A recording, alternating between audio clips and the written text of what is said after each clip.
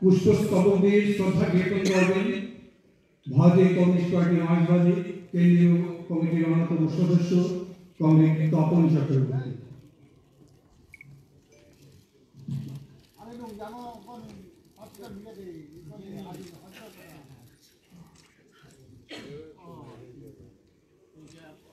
প্রতিকৃতিতে পুষ্পার্ঘ দিয়ে শ্রদ্ধা জ্ঞাপন করছেন ভারতীয় কমিউনিস্ট পার্টি মার্ক্সবাদী ত্রিপুরা রাজ্য সম্পাদক মন্ডলীর অন্যতম সদস্য কমরেড রাজেন্দ্র দে।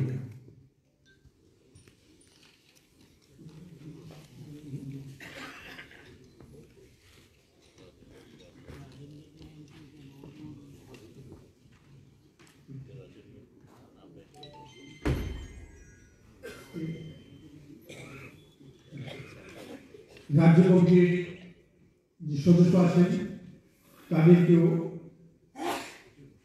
পুষ্পস্তবক দিয়ে শ্রদ্ধা জ্ঞাপন করার জন্য অনুরোধ জানাচ্ছি।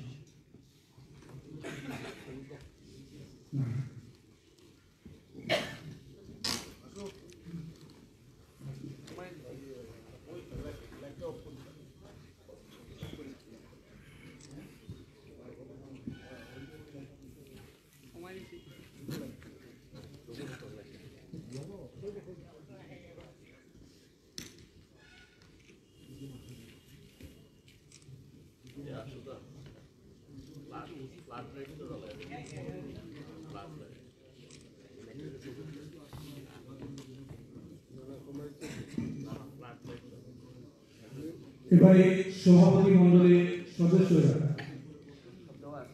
শ্রদ্ধেয় জনতা বৈদ্যনাথ মজুমদারের প্রতিকৃতিতে পুষ্পার্ঘ নিবেদন করেন।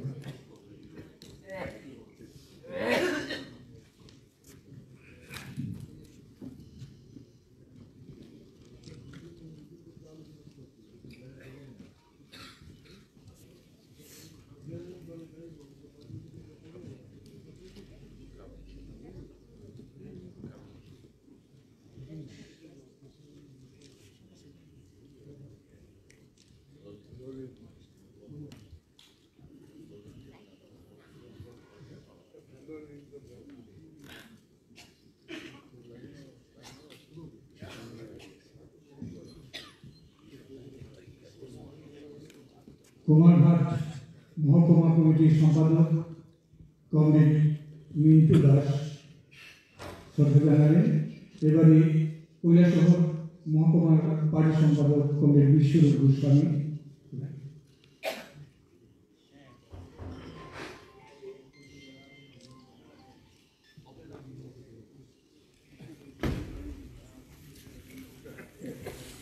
উপস্থিত যারা আছেন তাদের মধ্যে থেকে একজন এসে শ্রদ্ধা জ্ঞাপন করতে পারেন পুষ্পস্তবক দিয়ে।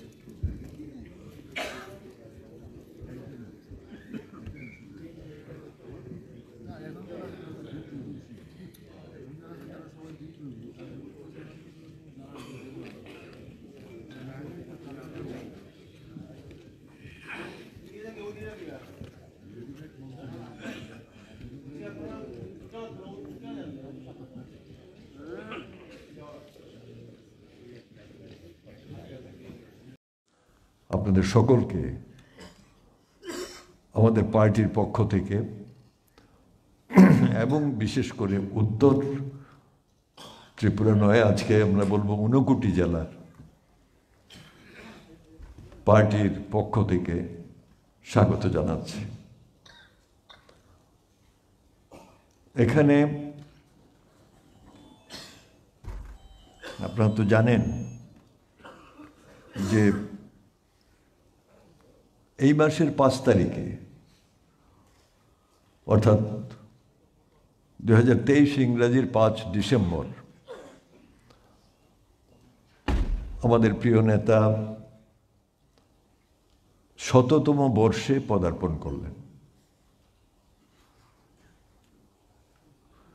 এবং আমাদের পার্টি রাজ্য কমিটির সিদ্ধান্ত অনুযায়ী আমরা চেষ্টা করব যে সমস্ত জায়গায় কমরেড বৈদ্যনাথ মজুমদারের স্মৃতিচারণা হোক, আলোচনা হোক, তার থেকে বিশেষ করে নতুন প্রজন্ম যাতে শিক্ষা গ্রহণ করতে পারে এই ধরনের আলোচনা সভার ব্যবস্থা করা হোক, এটাই আমাদের পার্টির রাজ্য কমিটির সিদ্ধান্ত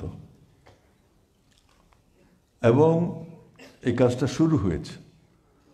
5ই ডিসেম্বর রাজ্য স্তরে আমাদের আগরতলা টাউন হলে আলোচনা সভার মধ্য দিয়ে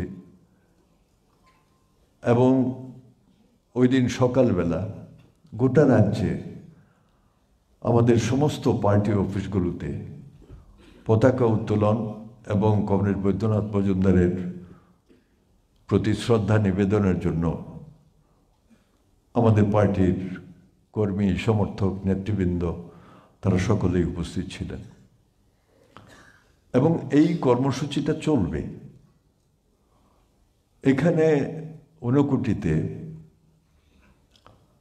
তারা বর্ষব্যাপী কর্মসূচি নিয়েছেন পার্টির পক্ষ থেকে এবং এখানে প্রেস ক্লাব তাদের উদ্যোগে যারা প্রত্যক্ষভাবে আমাদের পার্টির সাথে হয়তো যুক্ত নন কিন্তু দূর থেকে কমরেড বৈদ্যনাথ মজুমদারকে জানেন, চেনেন, তার সম্পর্কে আলোচনা করা এবং গোটা জীবন মানুষের জন্য যে তার আত্মত্যাগ, এই সমস্ত বিষয়গুলিতে যারা উৎসাহী এরকম বিভিন্ন অংশের মানুষ প্রেস ক্লাবের সেই কমিটিতে তারা যুক্ত হয়েছেন। বিরাট কমিটি, অনেক কর্মসূচি তারা গ্রহণ করেছেন, এগুলো ধীরে ধীরে চলবে।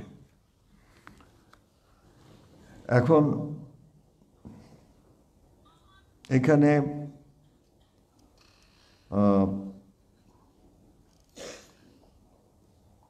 আমাদের মধ্যে এই আলোচনা সভায় কমরেড মানিক সরকার যেহেতু রয়েছেন তিনি বিস্তারিতভাবে বলবেন সব ব্যাপারটায়। আমি সংক্ষেপে কমরেড বৈদ্যনাথ মজুমদারের সম্পর্কে 2-4টি কথা শুধু বলবো, কারণ আমরা এটা অকপটেই আমরা স্বীকার করছি যে আমরা মানুষ হয়েছি। আমাদের হাতে ধরে রাজনীতির শিক্ষা দিয়েছেন, সেদিক থেকে পথপ্রদর্শক, রাজনৈতিক শিক্ষক কমরেড বৈদ্যনাথ মজুমদারের স্মৃতি জড়িয়ে আছে আমাদের সমগ্র জীবনে।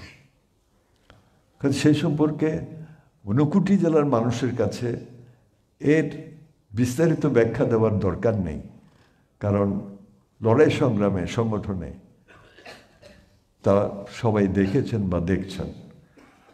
শুধু এটুকু বলবো যে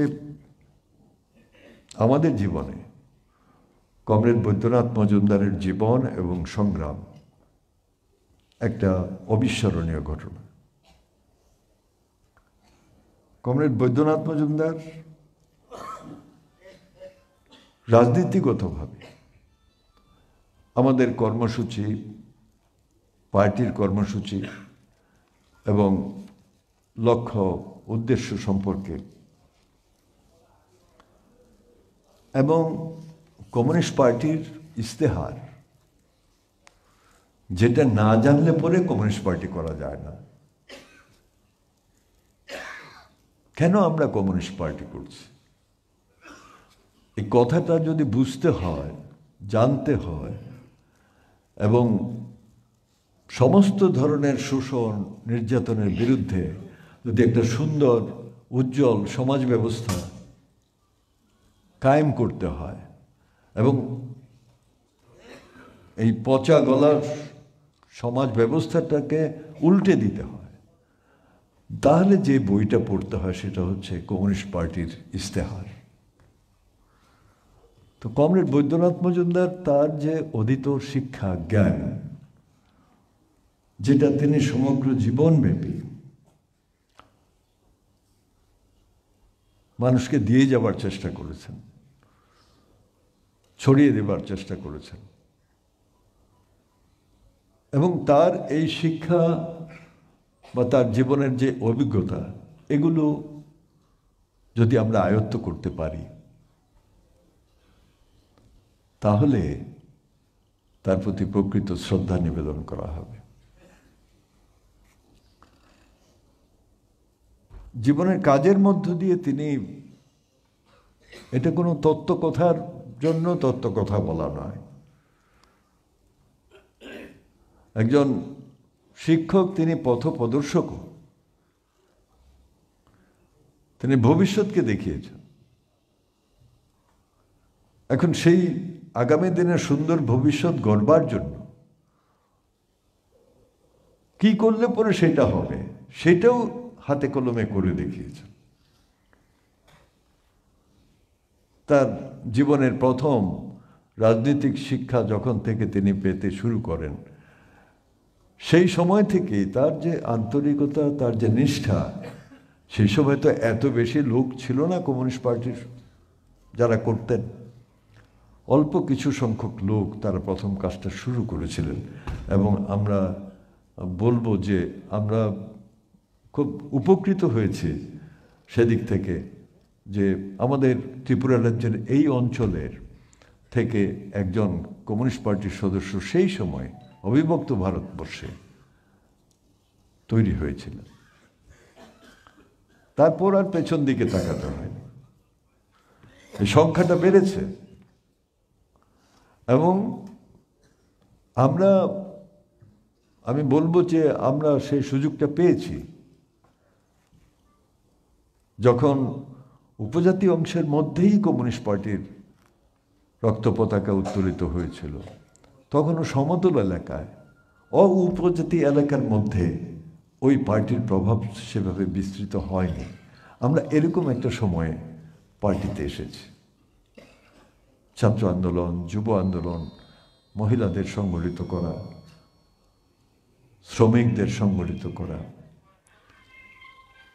তো এই কাজগুলো করবার ক্ষেত্রেও দেখেছি তাকে সব ক্ষেত্রেই একজন সত্যিকার অর্থের অভিভাবকের ভূমিকা পালন করেছে। ব্যক্তিগতভাবে বৈদ্যনাথ মজুমদারের কোনো শত্রু ছিল বলে আমি দেখিনি। রাজনৈতিক শত্রুতা তো থাকবেই, বিরোধিতা তো থাকবেই। আমি শত্রুতা শব্দটা নাই বা বললাম, কারণ আমাদের সমগ্র মানব সমাজের বা সভ্যতার যে ইতিহাস, গোটাটাই হচ্ছে শ্রেণী সংগ্রামের ইতিহাস। তো সেখানে শ্রেণীর দৃষ্টিভঙ্গি থাকবে। কমরেড বৈদ্যনাথ মজুমদার সেটাই করে দেবার বা বলবার চেষ্টা করতেন মানুষকে সংগঠিত করবার সময়, এবং কিভাবে গণসংগ্রাম এবং শ্রেণী সংগ্রামকে সংগঠিত করতে হয়, তার রাজনৈতিক পাঠ রাজনীতিগতভাবে, মতাদর্শগতভাবে, শত্রু মিত্র চিহ্নিত করার ক্ষেত্রে প্রত্যক্ষভাবে তিনি দেখাবার চেষ্টা করেছেন।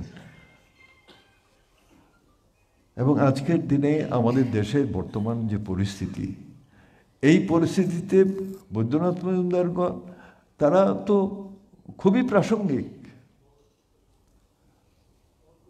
আমাদের দেশের বর্তমান যারা শাসক গোষ্ঠী, যারা কেন্দ্রের সরকার চালাচ্ছেন, এটা কমরেড বৈদ্যনাথ মজুমদার দেখে যেতে পারেননি। কারণ 2011 সালে তিনি তার জীবন অবসান হয়েছে। কিন্তু এটা দেখেছিলেন আমাদের পার্টি কর্মসূচির মধ্যে সেগুলো আছে, উল্লেখ করা আছে যে এই হবে পরিণতি। সাম্প্রদায়িকতা, জাতপাত এর ভিত্তি করে মানুষকে বিভক্ত করা, দেশের একচেটিয়া পুঁজি, তার মধ্যে অতি ধনী যারা কর্পোরেট আমরা যাদেরকে বলি, এই শক্তিটা এখন দেশের শাসন ক্ষমতার কেন্দ্রে। যাদেরকে পরিচালনা করছে বা নিয়ন্ত্রণ করছে চরম সাম্প্রদায়িক উগ্র হিন্দুত্ববাদী একটা সংগঠন, যার নাম হচ্ছে RSS, রাষ্ট্রীয় স্বয়ংসেবক সংঘ। আমাদের পার্টি যখন প্রতিষ্ঠিত হয়, ভারতের কমিউনিস্ট পার্টি, CPIM না, তার 5 বছর পরেই তাদের জন্ম হয়েছে।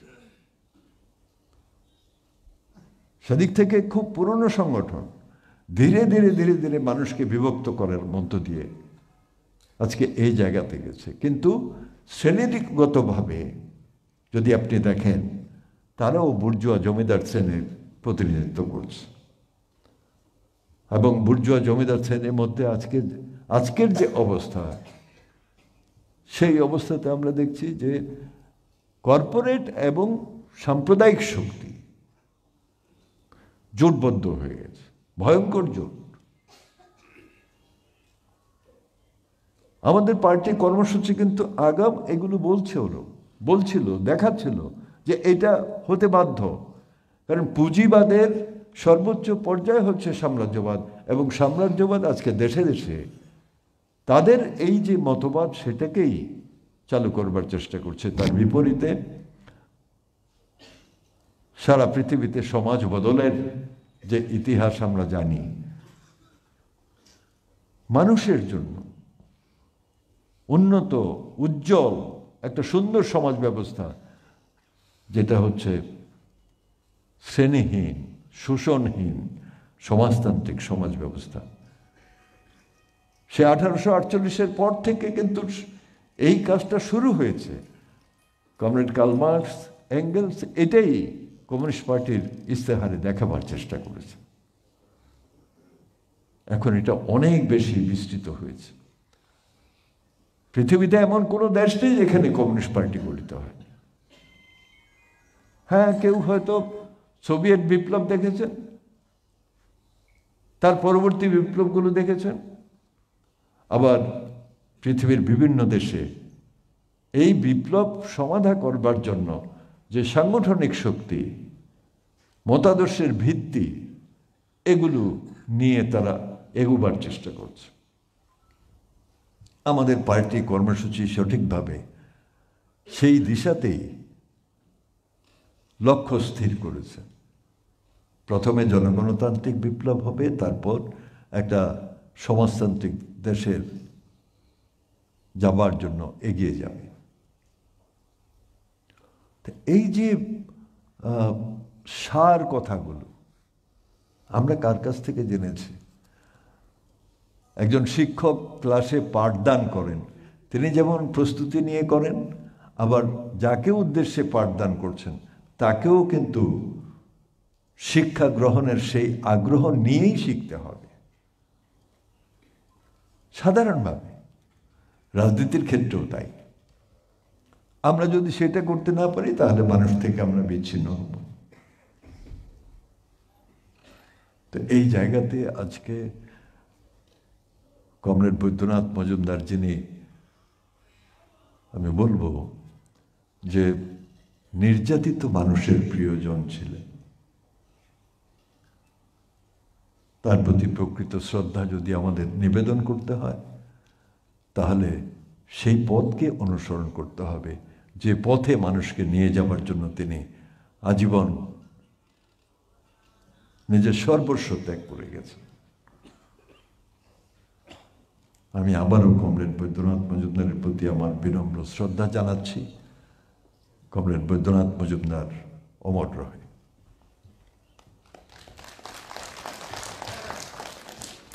এবারে আলোচনা করবেন শ্রদ্ধা এবং অভিনন্দন জানাচ্ছি।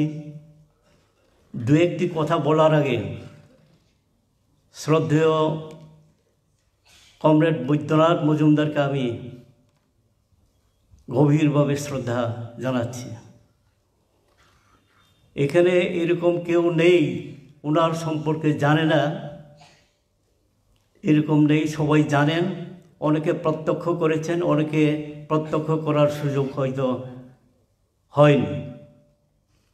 আমি নিজেও ওনার সাথে কাজ করার মতন সুযোগ পাইনি, কিন্তু কিছু সময় ওনার সঙ্গে সরাসরি কাজ না করলেও ওনার সাথে কথা বলার সুযোগ হয়েছে, দেখা সাক্ষাৎ করার সুযোগ আমার হয়েছে। আমি আপনারা যেমন ফিল করেন, অনুভব করেন, আমার মনে হয় আমারও এটাই অনুভূতি যে উনি একজন শারীরিকভাবে শক্তিশালী তা না, শারীরিকভাবে যেরকম শক্তিশালী মানসিকভাবেও নিষ্পেষিত নিপীড়িত মানুষদের উদ্ধার করবার জন্য জাতি বর্ণ ধর্ম নির্বিশেষে দেশের মানুষ, পৃথিবীর মানুষ এবং ত্রিপুরা রাজ্যের মানুষ তাদেরকে উদ্ধার করবার জন্য, তাদের অধিকার আদায়ের জন্য, মানুষের যে প্রয়োজন সেটাকে মেটাবার জন্য উনি আজীবন কাজ করেছেন। এটা ভাবা যায় না যে উনি একজন সংসার ত্যাগ করে মানুষের জন্য কাজ করবেন, কিন্তু ওনার কাজের শুরু থেকে আমরা যতটুকু শুনেছি, জানতে পেরেছি, নিজের জীবনটাকে বড় না দেখে সাধারণ মানুষ, কৃষক, শ্রমিক, নিপীড়িত মানুষ তাদেরকে লক্ষ্য রেখেই তাদের যে অধিকার সেটাকে দেবার জন্য উনি আজীবন, সারা জীবনটা কাজ করেছেন।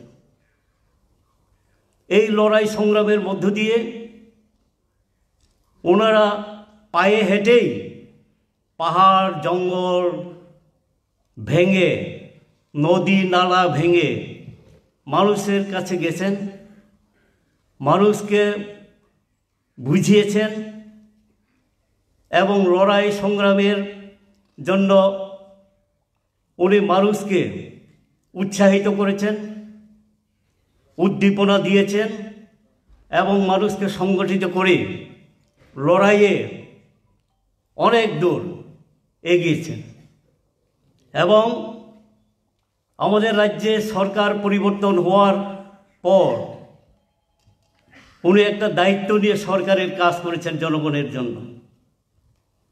এই কাজের সময়ে আমার হঠাৎ করে দেখা হলো, আমার সঙ্গে তো কোনো বয়সে কোনো মিলই নেই, আমি একজন শিশু ওনার পক্ষে, আমার বাবার চেয়েও বড় বয়সে, বাবার সঙ্গেই কাজ করেছিলেন, কিন্তু আমারও সুযোগ হয়েছে শেষ দিকে একটু কাজ করবার জন্য।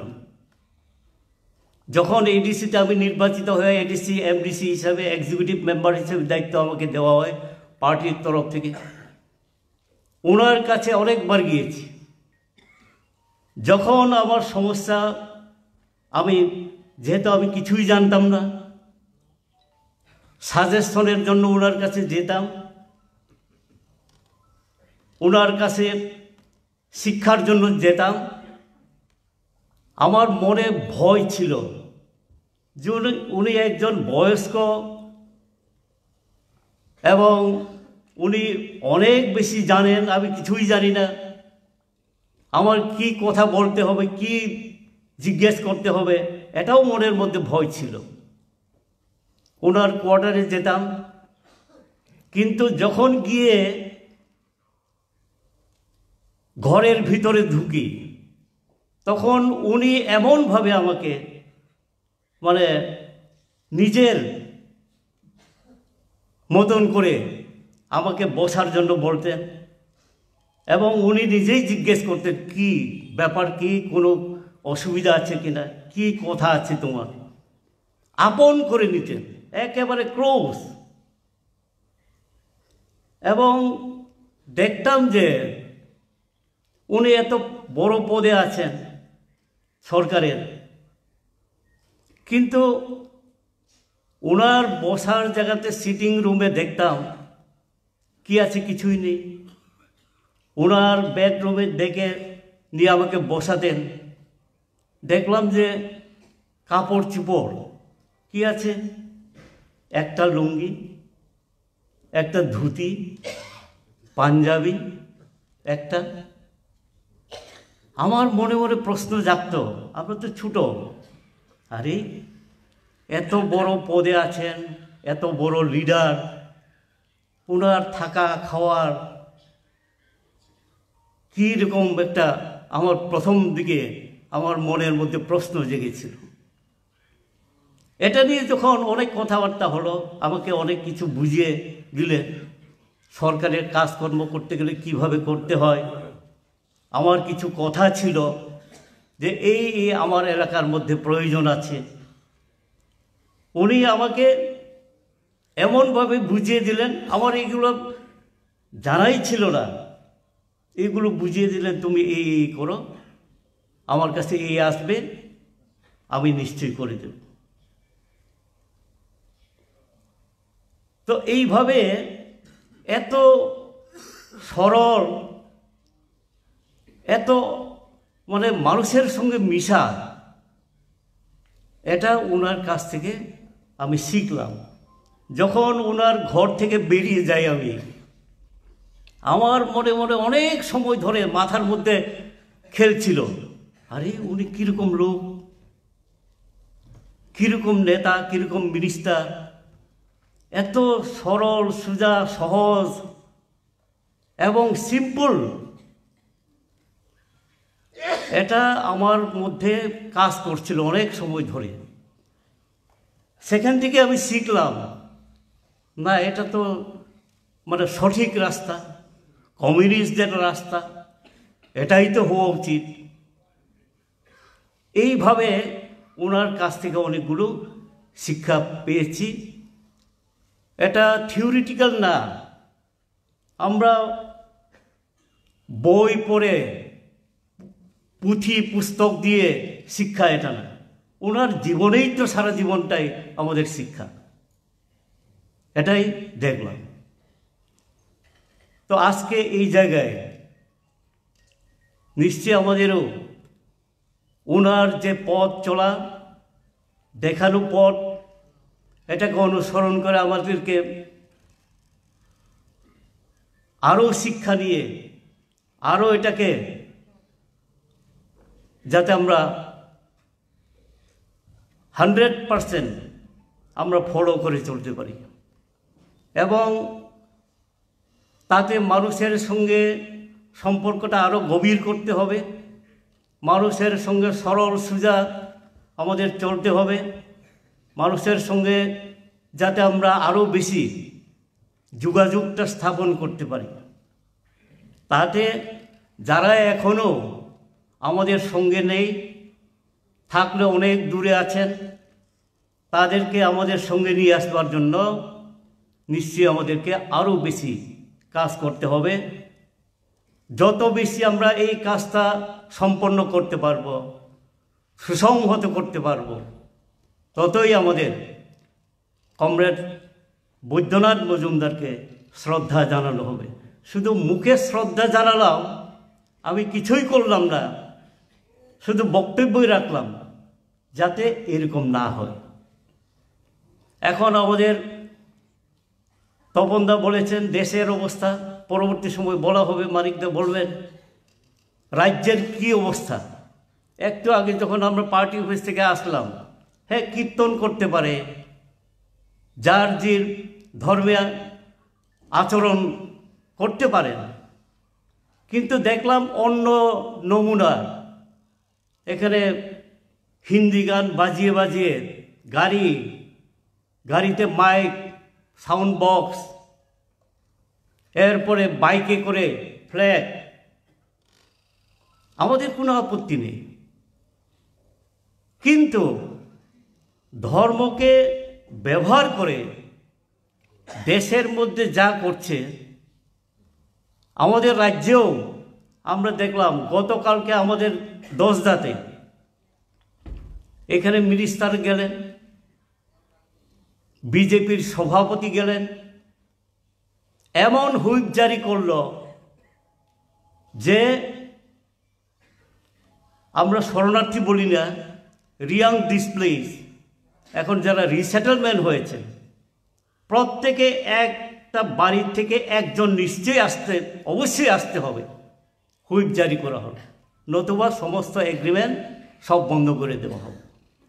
আবার শুনেছি আগামী 25শে ডিসেম্বর যেমন আগরতলা আস্তাবল ময়দান বা বিবেকানন্দ ময়দানে র্যালি হবে এবং জমায়েত হবে, অন্য দিনে কেন হয় না বা হবে না? ওই দিন বেছে নিল কেন? এবং ওই দিনেই নাকি আমাদের ওইখানেও দশদাতে কর্ণমন্ত্র দেওয়া হবে, যদি না আসে বিপদ হবে। তো এখানে তো খ্রিস্টান আছে, বুদ্ধিস্ট আছেন, অন্য অন্য ধর্মের লোক আছেন। এখন এমন জায়গায় নিয়ে যাওয়ার জন্য এই প্রক্রিয়াগুলো শুরু হচ্ছে। তার জন্য আমাদেরকে সাবধান থাকতে হবে, সতর্ক থাকতে হবে, মানুষকে বুঝাতে হবে। তার জন্য আজকে যে আমরা এখানে প্রোগ্রাম করছি, কমরেড বৈদ্যনাথ মজুমদার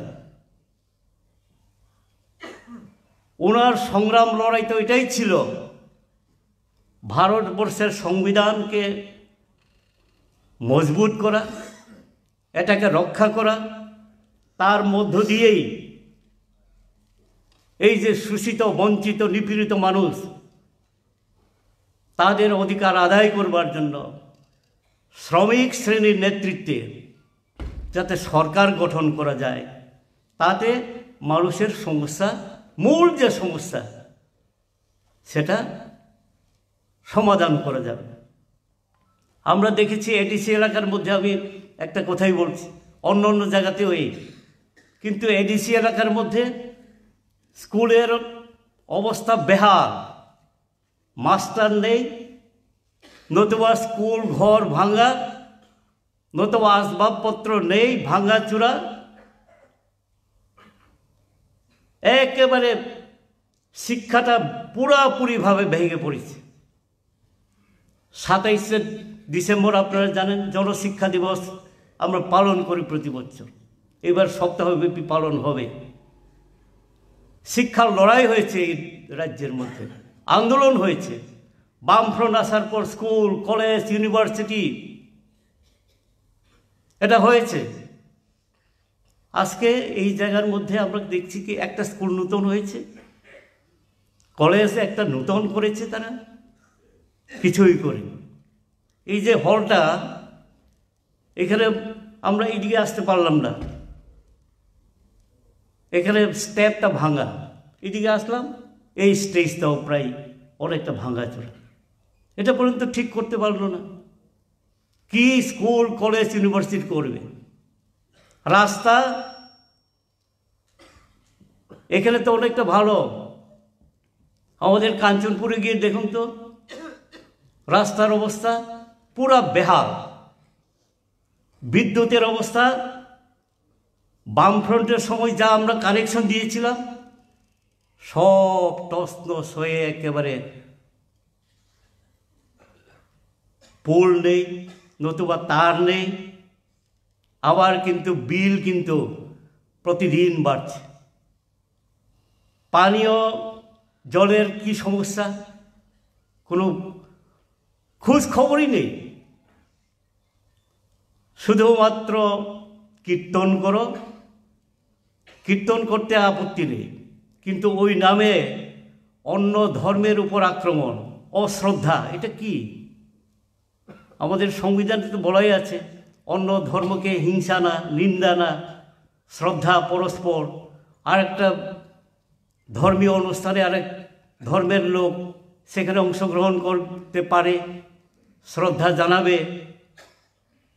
এখন মানুষের মধ্যে হিংসা এটা জন্ম দিয়ে মানুষকে ভাগ করবার চেষ্টা করছে এবং তার এই ভাগের মধ্য দিয়ে তারা রুল করতে চায় এবং শোষণ যন্ত্রকে আরও শক্তিশালী করতে চায়। তার জন্য আমি সবার কাছে আবেদন রাখবো বিনীতভাবে, আসুন শুধু আমরা হলের ভেতরে যারা আছি আমরাই শুধু লড়াই করব, এটা হবে না, এটা সম্ভব না। এই লড়াইকে শক্তিশালী মজবুত করতে গেলে আরও লোক আমাদেরকে আনতে হবে, তাদের কাছে আমাদের যেতে হবে। এই কাজটা আমরা আরও বেশি যাতে করতে পারি, তাহলে আজকের যে হল সভা আমরা করছি যার নামে শ্রদ্ধা জানাবার জন্য, এটা সফল হবে এবং আশা করি নিশ্চয়ই আমরা সবাই মিলে এই কাজটা আগামী দিন শক্তিশালী মজবুত আমরা করতে পারবো, এই আশা ব্যক্ত করে সবাইকে আবারও অভিনন্দন জানিয়ে এবং কমরেড বৈদ্যনাথ মজুমদারকে শত কোটি প্রণাম জানিয়ে, শ্রদ্ধা জানিয়ে আমার কথা বলে এখানে শেষ করছি। সবাইকে ধন্যবাদ। ইনকলাব জিন্দাবাদ। শতবর্ষে তার প্রতি শ্রদ্ধা জানাবার জন্যে এই সভাগৃহে আপনারা যারা সমবেত হয়েছেন, আপনাদের মধ্যে বয়োজ্যেষ্ঠ শ্রদ্ধাভাজন অভিভাবক মণ্ডলী, মা এবং বোনেরা, ভাই এবং বন্ধুগণ, আপনাদের সবাইকে প্রীতি, শুভেচ্ছা এবং অভিনন্দন জানাচ্ছি। শতবর্ষে বৈদ্যনাথদার স্মৃতির প্রতি আন্তরিক গভীর শ্রদ্ধা নিবেদন করছি।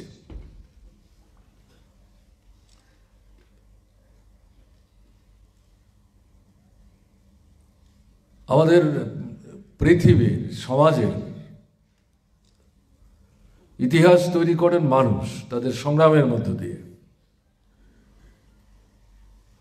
জনগণের সংগ্রামী ইতিহাসের স্রষ্টা এবং নিয়ন্তা। কিন্তু ইতিহাস ব্যক্তির যে ভূমিকা এবং সংগ্রামের ময়দানে তার যে অবদান, এটাকে কিন্তু অস্বীকার করে না। শ্রদ্ধার সাথেই তাকে স্মরণে রাখে এবং ইতিহাস তাকে স্থান দেয়। বৈদ্যনাথ মজুমদার ত্রিপুরার কমিউনিস্ট আন্দোলনে এরকমই একজন ব্যক্তিত্ব। ত্রিপুরার কমিউনিস্ট আন্দোলনের ইতিহাস বৈদ্যনাথ মজুমদারকে বাদ দিয়ে লেখা যাবে না।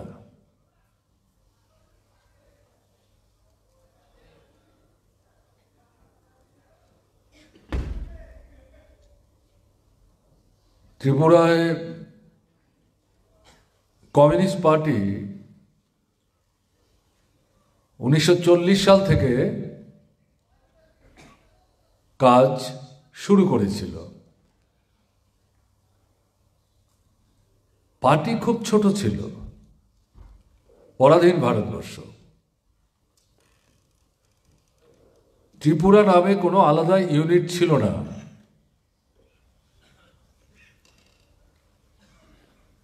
কুমিল্লার সাথে ত্রিপুরাকে মিলিয়ে অবিভক্ত পশ্চিমবাংলার তৎকালীন কলকাতা থেকে এই ইউনিটটাকে তারা পরিচালনা করতেন। আমি ইতিহাস থেকে বলছি। ত্রিপুরায় 1940 সালে এই কমিউনিস্ট পার্টির যে ইউনিট কুমিল্লাকে কেন্দ্র করে, তাতে যে এক দুজন ছিলেন তার মধ্যে অন্যতম ছিলেন কমরেড বীরেন দত্ত। আমরা ছোটবেলায় কমিউনিস্ট পার্টির নাম খুব একটা শুনতাম না, আমি আমার ছোটবেলার কথা বলছি। বীরেন দত্তের পার্টি এভাবে শুনতে আমরা অভ্যস্ত ছিলাম। সেই যে পার্টি, সেই পার্টিতে 1943 সালে বৈদ্যনাথ দা প্রথম সদস্য পদ পান। আজকের দিনে আমি ভারতের কমিউনিস্ট পার্টি মার্ক্সবাদীর কথা বলবো, ভারতের কমিউনিস্ট পার্টির কথা তো আমার পক্ষে বলা সম্ভব না, অনেক সহজ হয়ে গেছে সভ্য পদ পাওয়া। সেই সময় কিন্তু এত সহজ ছিল না, খুবই কঠিন, খুবই দুরূহ ছিল। নানাভাবে পরীক্ষা নিরীক্ষা, বিচার বিবেচনা, দেখভাল, প্রত্যক্ষ পরোক্ষভাবে যাচাই, তার মধ্য দিয়ে নেতৃত্বের বিশ্বাস এবং আস্থা, অর্থাৎ সংগ্রামের একটা যোগ্য ভূমিকা নিতে পারবেন, এটা যখন তৈরি হতো তখনই কমিউনিস্ট পার্টিতে সেই সময় সভ্যপদ দেওয়া হতো। পার্টি খুব ছোট ছিল। আপনারা জানেন আমাদের দেশের কমিউনিস্ট পার্টি কিন্তু প্রথম গঠিত হয় তাসখন্দে। ভারতবর্ষের 10 থেকে 12 জন লোক পরাধীন ভারতবর্ষে থাকতে পারছেন না, পুলিশ ধরবার জন্য তাড়া করছে, কিন্তু পুলিশের হাতে ধরা দেবেন না, ব্রিটিশ তাড়াবেন, ভারতবর্ষকে স্বাধীন করবেন। এবং এই সময়ে 1917 সালে সোভিয়েত দেশে সমাজতন্ত্র প্রতিষ্ঠিত হয়েছে, নূতন বার্তা, নূতন জাগরণ। এরকম একটা পরিস্থিতিতে যে কোনো মূল্যেই হোক জেলবন্দি না, তার বাইরে থেকে মানুষকে সংগঠিত করে এগিয়ে যেতে হবে। তার জন্য কমিউনিস্ট পার্টি করতে হবে। সোভিয়েত দেশের সমাজতান্ত্রিক বিপ্লব দারুণভাবে প্রভাবিত করেছে। সেই পার্টিটা তৈরি হয়েছে 1920 সালে তাসখন্দে, 12 থেকে 13 জন। এরা এসে 21 সাল থেকে ভারতবর্ষের কমিউনিস্ট পার্টির কাজ সেভাবে শুরু করেছে। আমি কথাটা বলছি, তার থেকে নিশ্চয়ই অনুভব করতে পারবেন যে সেই সময় কমিউনিস্ট পার্টি করাটা কি দুরূহ ছিল। 43 সালে বৈদ্যনাথ দা সেই পার্টির সদস্য হন। লেখাপড়া কিন্তু করতেই পারতেন। কলেজ স্কুল ছেড়ার পর কলেজ বিশ্ববিদ্যালয়ে তার পক্ষে যাওয়া কঠিন ছিল, মোটেই ঘটনাটা না। কিন্তু তখন তার ভাবনা, চিন্তা, চেতনার মধ্যে হচ্ছে ব্রিটিশ থেকে ভারতবর্ষকে মুক্ত করতে হবে, স্বাধীনতা অর্জন করতে হবে। এবং কমিউনিস্ট পার্টিতে যখন নিজে যুক্ত হলেন তখন অনুভবের মধ্যে এটা যেমন তার এসছে, এবং কমিউনিস্ট পার্টি সাধারণ মানুষকে নিয়ে স্বাধীনতার সংগ্রাম যখন করছে, শুধু ব্রিটিশ তাড়ানো না, শুধু তথাকথিত স্বাধীনতা অর্জন না, অর্জিত স্বাধীনতাকে কাজে লাগিয়ে ভারতবর্ষকে আমরা কোন দিকে নিয়ে যাব, কিরকম ভারতবর্ষ তৈরি করব। ওই সোভিয়েত দেশ হচ্ছে তখন দৃষ্টান্ত। শ্রেণীহীন, শোষণমুক্ত সমাজ ব্যবস্থাপত্র, যেটা কমরেড তপন বলবার চেষ্টা করেছেন। বৈদ্যনাথের ভাবনার মধ্যে এটাই থেকে কমিউনিস্ট পার্টির দিকে আকৃষ্ট করেছে। এবং সেই সময় তিনি যেটা বুঝে নিয়েছেন, ক্যারিয়ার বিল্ড আপ করতে গেলে পরে নিশ্চয়ই আমি কলেজে যেতে পারি, বিশ্ববিদ্যালয়ে যেতে পারি, ডাক্তার, ইঞ্জিনিয়ার হতেই পারি, এগুলোর প্রয়োজন আছে। কিন্তু তার কাছে তখন প্রাধান্য ছিল, আমি একজন না হয় কলেজে গেলাম না, বিশ্ববিদ্যালয়ে গেলাম না, ডাক্তার ইঞ্জিনিয়ার হলাম না, কিন্তু দেশটাকে স্বাধীন করার জন্যে আমার তো কিছু করণীয় আছে, সেটা আমি কেন করব না, এই ভাবনা তাকে লড়াইয়ের ময়দানে সম্পৃক্ত করে নেয়। আমি শুনেছি যে একটা সময়ে তিনি তার জন্মস্থান থেকে স্থানান্তরিত হয়ে যখন ত্রিপুরায় আসলেন, কলকাতা ত্রিপুরা দুটো জায়গায় মিলিয়ে তিনি চলাচল করতেন উত্তর পূর্ব ভারতে, পারিবারিক প্রয়োজনে অথবা পরিবারের চাপে। তিনিও হয়তো উপলব্ধি করেছেন পরিবারটার দিকেও বোধহয় একটু নজর দিতে হবে, কিছু করার দরকার আছে, আয় উপার্জন। অল্প সময়ের জন্য কোনো একটা ব্যবসায়িক কাজের সাথে নিজে যুক্ত হয়েছিলেন। কিন্তু তিনি তো বৈদ্যনাথ মজুমদার, তিনি তো শুধু তার নিজের পরিবারের 5, 7, 10, 12 জনের জন্য চিন্তা করার লোক না, সমাজের কথা ভাবছেন। এরকম একটা জায়গায় পরিবারের লোকদের মুখে অন্ন গ্রাসের ব্যবস্থা করার জন্যে নিশ্চয়ই দায়িত্ব পালন করতে হবে। কিন্তু সমাজে যে লক্ষ কোটি মানুষ অভুক্ত অনাহারে দিন যাপন করছেন, মানুষ হিসেবে মানুষের সম্মান নিয়েই ব্রিটিশ শাসিত ভারতবর্ষে তারা বেঁচে পড়তে থাকতে পারছেন না, অবয়ব মানুষের। এই পরিস্থিতিতে ওই ব্যবসা বাণিজ্য অর্থ উপার্জন বৈদ্যনাথ মজুমদারকে বেশি দিন আটকে রাখতে পারেনি, আকৃষ্ট করতে পারেনি। কোনো এক সময় তারই অজ্ঞাতে এই দায়িত্ব থেকে তিনি অব্যাহতি পান এবং তার পরিবারের লোক বুঝতে পারেন তাকে চাপ সৃষ্টি করে লাভ হবে না। 43 সাল তৎকালীন কমিউনিস্ট পার্টির সদস্য প্রয়াত হয়েছেন 2011 সালে। আমরা যদি হিসেব করি, কমিউনিস্ট পার্টি ভাগ হওয়ার পর 1964 সালে ভারতের কমিউনিস্ট পার্টি মার্ক্সবাদী তৈরি হয়। প্রথম দিন থেকে তিনি এই পার্টির সাথে যুক্ত। সেদিক থেকে 1943 থেকেই তার কমিউনিস্ট পার্টির সদস্যপদের হিসেব করতে হবে। তাহলে দেখা যাবে, হিসেব যদি করেন, 68 বছর টানা লাল ঝান্ডা কাঁধে নিয়ে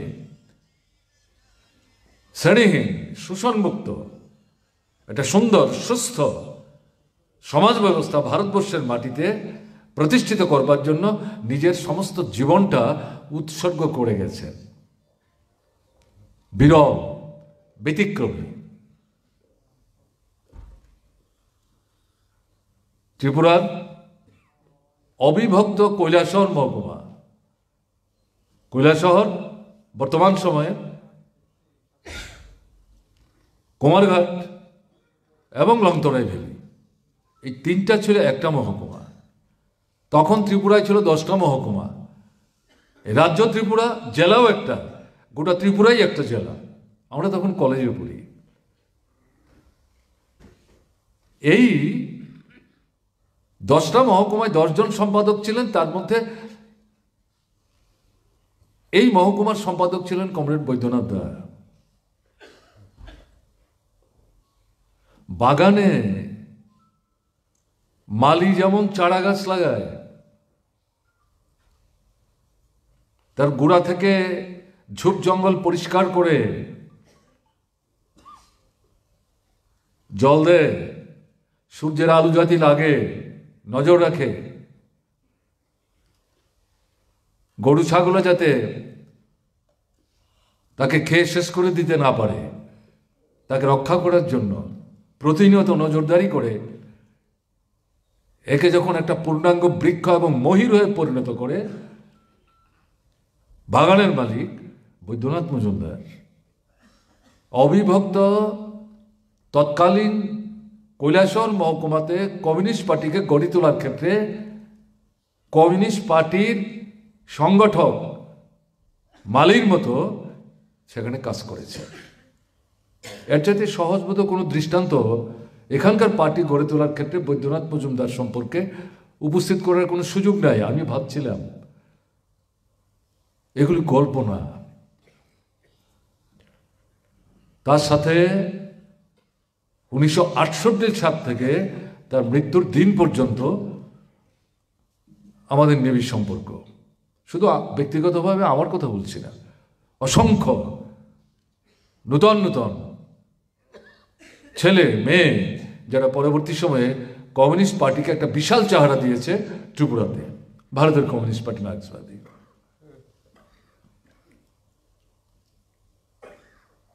কৈলাসহর পার্টির সেক্রেটারি ছিলেন। পরবর্তী সময়ে ভারতের কমিউনিস্ট পার্টি মার্ক্সবাদী ত্রিপুরা রাজ্য কমিটির সেক্রেটারি হন। ভারতের কমিউনিস্ট পার্টি মার্ক্সবাদী কেন্দ্রীয় কমিটির সদস্য হন।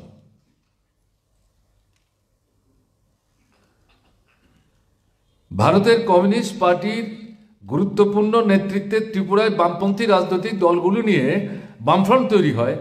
সেই বামফ্রন্টের একসময় তিনি আহ্বায়ক মনোনীত হন, দায়িত্ব পালন করেন।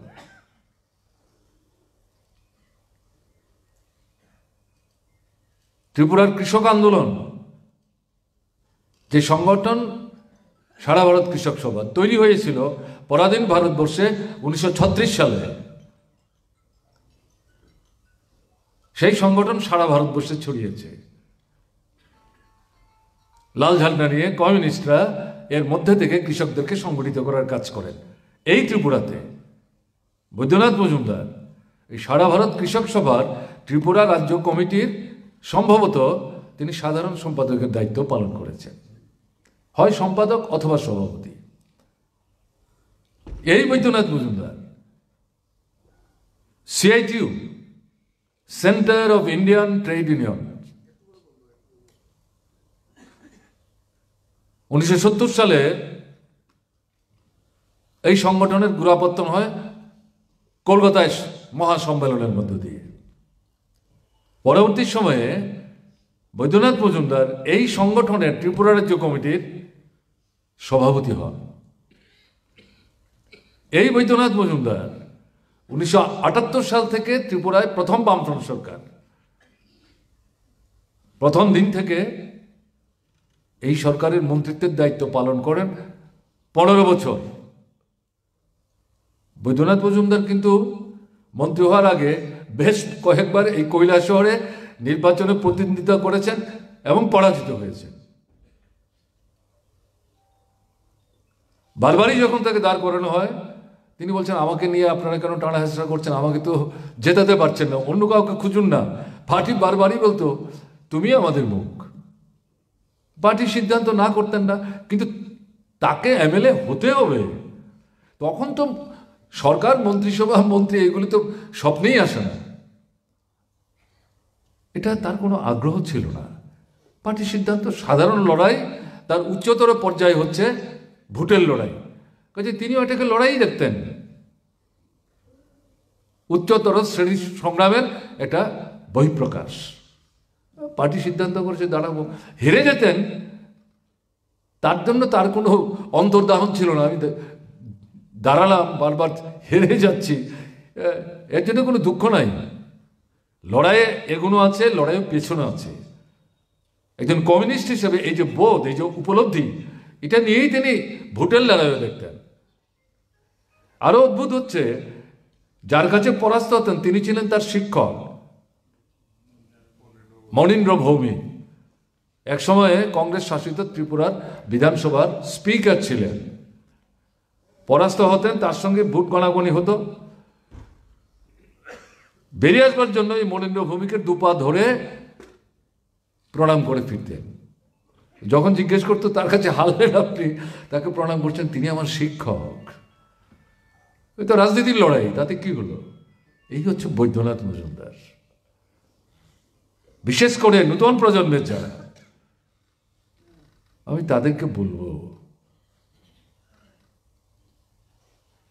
কি শিখবো আমরা? তাহলে আমি যেটা বলছিলাম, 68 সাল থেকে তার সাথে আমাদের যোগাযোগ কি করে হলো, এটা সেও লড়াইয়ের কাহিনী। লেভির জুলুম চলছে ত্রিপুরায়।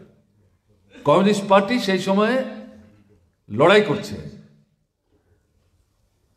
সোনাইমুড়িতে এখন যেটা ফটিকরায়ে পড়েছে, আগে কৈলাসহর ছিল, সেখানে লেভির ধান আদায় করতে গিয়ে গ্রামের কৃষকের সাথে সরকারের পুলিশের সংঘর্ষ হয়। সংঘর্ষ মানে কি, তারা প্রতিবাদ করে, তারা আক্রমণ করে, তাতে রবীন্দ্র মালাকার খুন হয়ে যান।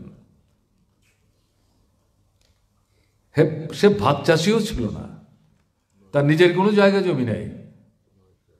কোনো একজন হয়তো বড় কৃষক তার জমিতে কাজ করতো, তাকে ছোট্ট একটা জায়গা দিয়ে ঘরটর তৈরি করে থাকবার সুযোগ করে দিয়েছে। তার বাড়িতে আমরা গেছি, সেটাও মাঠের মধ্যেই, ফসলের জমিতেই, আমার এখনো মনে আছে। তাকে পুলিশ বুট দিয়ে তার বুককে চেপে ধরে এবং এতে করে রক্ত বমি করতে করতে সে মারা যায়। শচীন্দ্রলাল সিংহ তখন মুখ্যমন্ত্রী। নৃপেন চক্রবর্তী এবং তৎকালীন কংগ্রেস থেকে বেরিয়ে গিয়ে সুখময় সেনগুপ্ত আলাদা দল তৈরি করেছেন। ত্রিপুরা কংগ্রেস বা এরকম কিছু একটা নাম হলেও হতে পারে। তারা দুজন আসলেন, এখানকার গ্রামের মানুষ নিয়ে রবীন্দ্র মালাকারের হত্যার প্রতিবাদে তারা প্রতিবাদ মিছিল করলেন। তখন কিন্তু পত্রপত্রিকা আজকের মতো ছিল না। কোথায় টিভি? তখন তো টিভিই নাই। রেডিও মানে একটা পাড়া না, এমনকি গোটা গ্রামের মধ্যে হয়তো কোনো একজনের বাড়িতে একটা রেডিও, তার মানে তো বিশাল ব্যাপার। স্বাভাবিক এই সমস্ত খবর টবর পাওয়া খুব কঠিন। আমরা তখন ছাত্র আন্দোলনে যুক্ত হয়েছি। সেই সময়ে অনেকগুলো ছাত্র সংগঠন মিলে আমরা ত্রিপুরা বন ডাকলাম এটার প্রতিবাদে, লেভির জুলুমের প্রতিবাদে, এই কৃষকটা হত্যার প্রতিবাদে। সেখান থেকে আগরতলা শহরে চাঁদা টাদা তুললাম, আমরা এই পরিবারটাকে সাহায্য করব। কৈলাসহরে তো কোনোদিন আসেনি, নাম শুনেছি, জায়গাটা কিরকম। তখন নৃপেন চক্রবর্তীর সাহায্য আমরা চাইলাম। তিনি তখন পার্টির সেক্রেটারি। সেই সময় কমিউনিস্ট পার্টির সাথে এটা মানে যাতায়াত শুরু হয়েছে। আমি তখনও কমিউনিস্ট পার্টির মেম্বার হইনি। আমি তো মেম্বারশিপ পেয়েছি 1969 সালে। তখন আমি পার্টির মেম্বার না, 68 সালে এমএবি কলেজে পড়ি। নৃপেনদা বললেন, সমস্ত ব্যবস্থা করে দিলেন। তখন বৈদ্যনাথ মজুমদারের নাম শুনলাম, এর আগে কিন্তু নামও জানতাম না। কৈলাসহর যাবে, বদ্রীনাথের সঙ্গে দেখা করবে। উনি বৈদ্যনাথ বলতেন না, বদ্রীনাথ। তার যে এরপরে যে মজুমদার আছে এটা আমি জানতাম না, বদ্রীনাথই জানতাম। তখনই আমার মনে খটকা, বদ্রীও একটা টাইটেল, না তো একটা টাইটেল। তারপরে দেখলাম মজুমদার। আমার মাথায় প্রশ্ন, একটা লোকের তিনটা করে কি করে টাইটেল হয়? বদ্য একটা, নাথ একটা, মজুমদার একটা।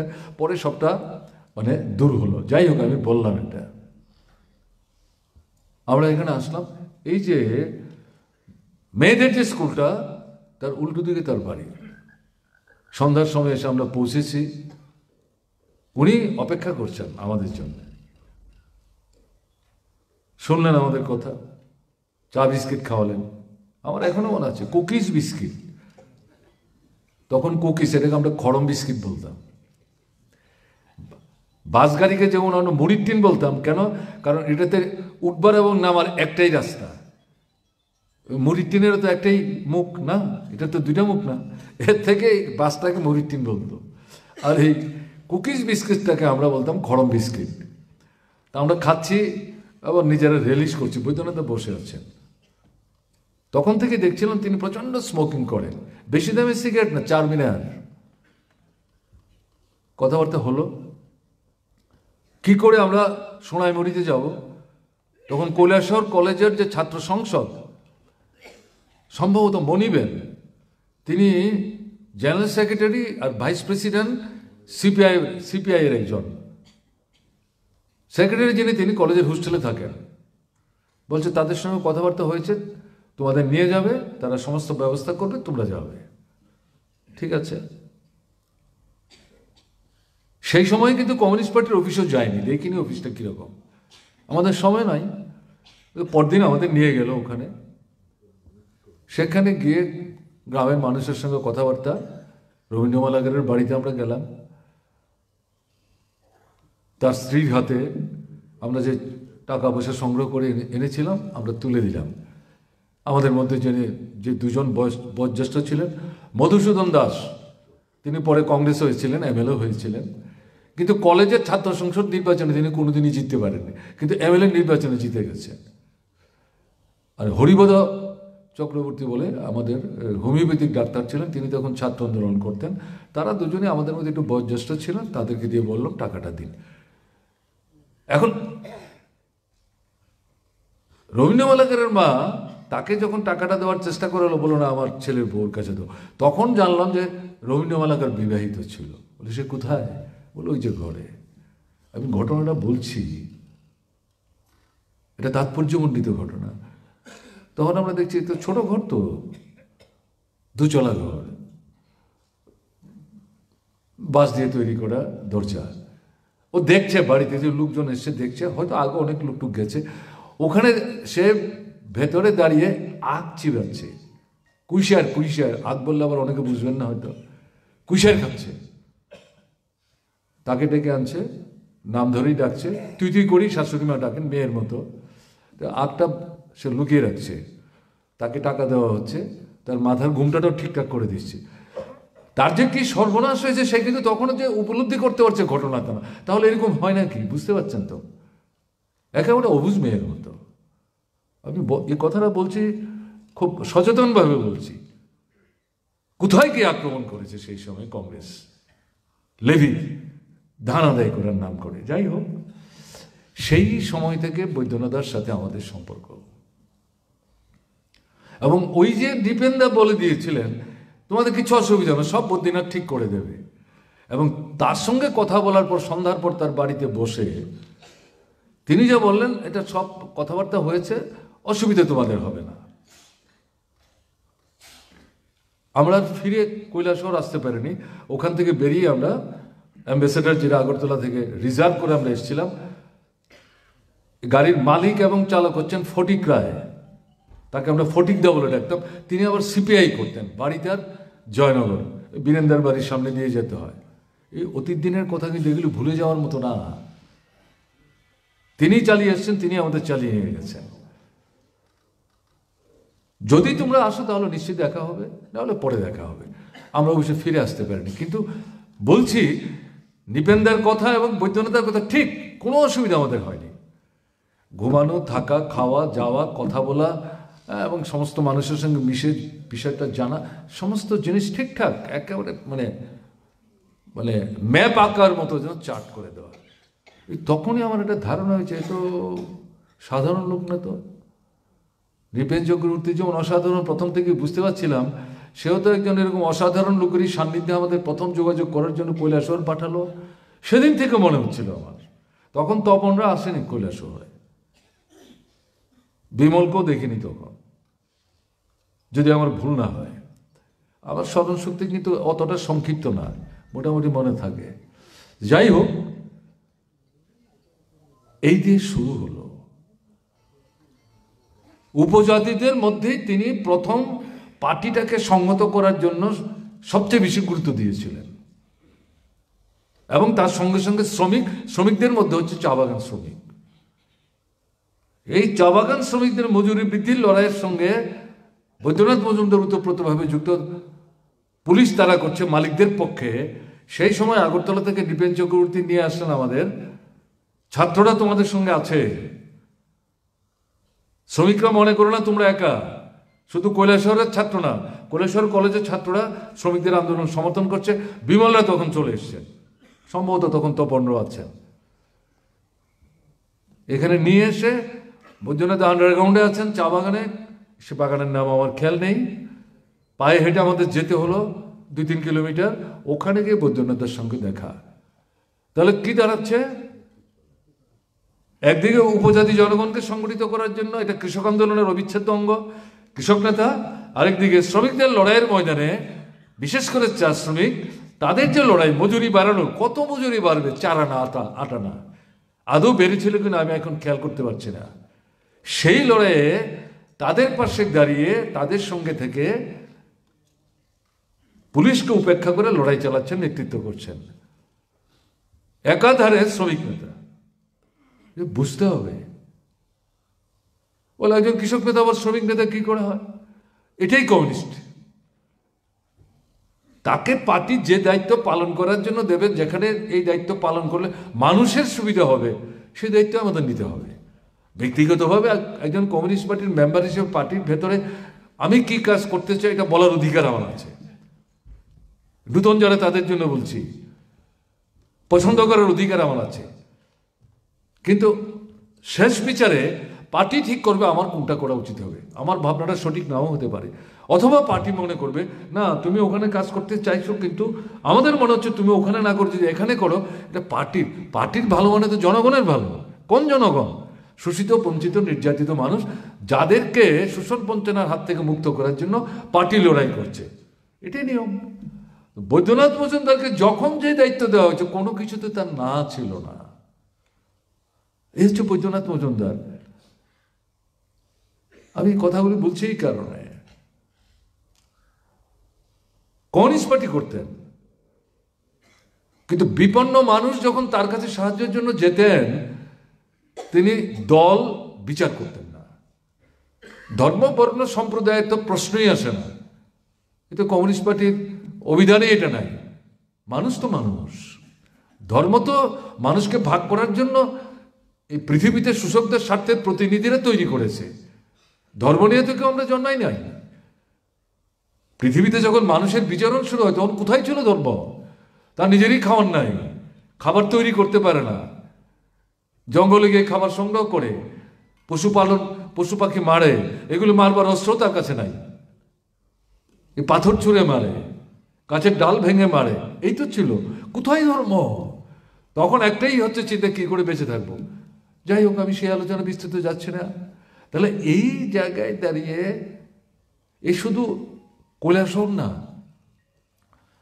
শেষ জীবনের বিরাট সময় যখন বিরাট দায়িত্বে তিনি বৃত, আগরতলাকে কেন্দ্র করে কাজ করছেন, দল বেঁধে মানুষ যখন যেতেন,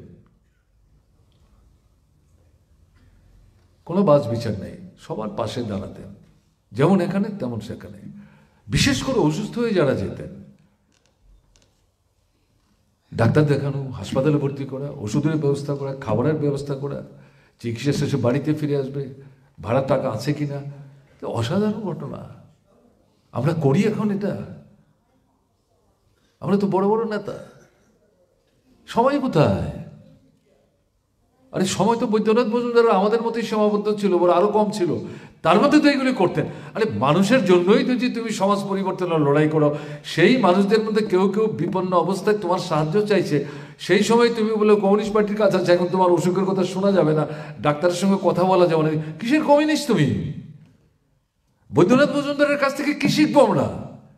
একে শুধু ফুলমালা চড়াবার জন্য এখানে এসেছি নাকি আমরা? এ তো শিখতে হবে আমাদের। এই ছিলেন বৈদ্যনাথ মজুমদার।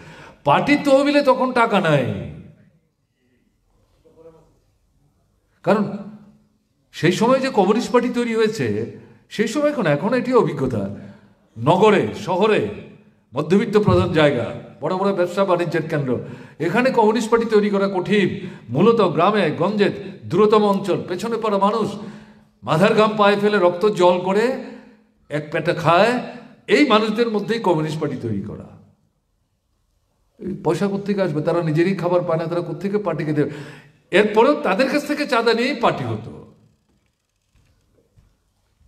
তাহলে এরকম একটা জায়গায় আমি তো দেখেছি বৈদ্যনাথ দাকে এখানে যখন পার্টিতে অফিসে গেলাম, প্ল্যান্টার্স এয়ারওয়েজের একটা অফিস ছিল পাশে, এক দরজা, তার পাশের যে ঘরটা, এই ঘরটাতে 2 দরজা বা 3 দরজার ঘর, এই ঘরটাতে টিনের মানে ঘর, এটাতে কমিউনিস্ট পার্টি অফিস।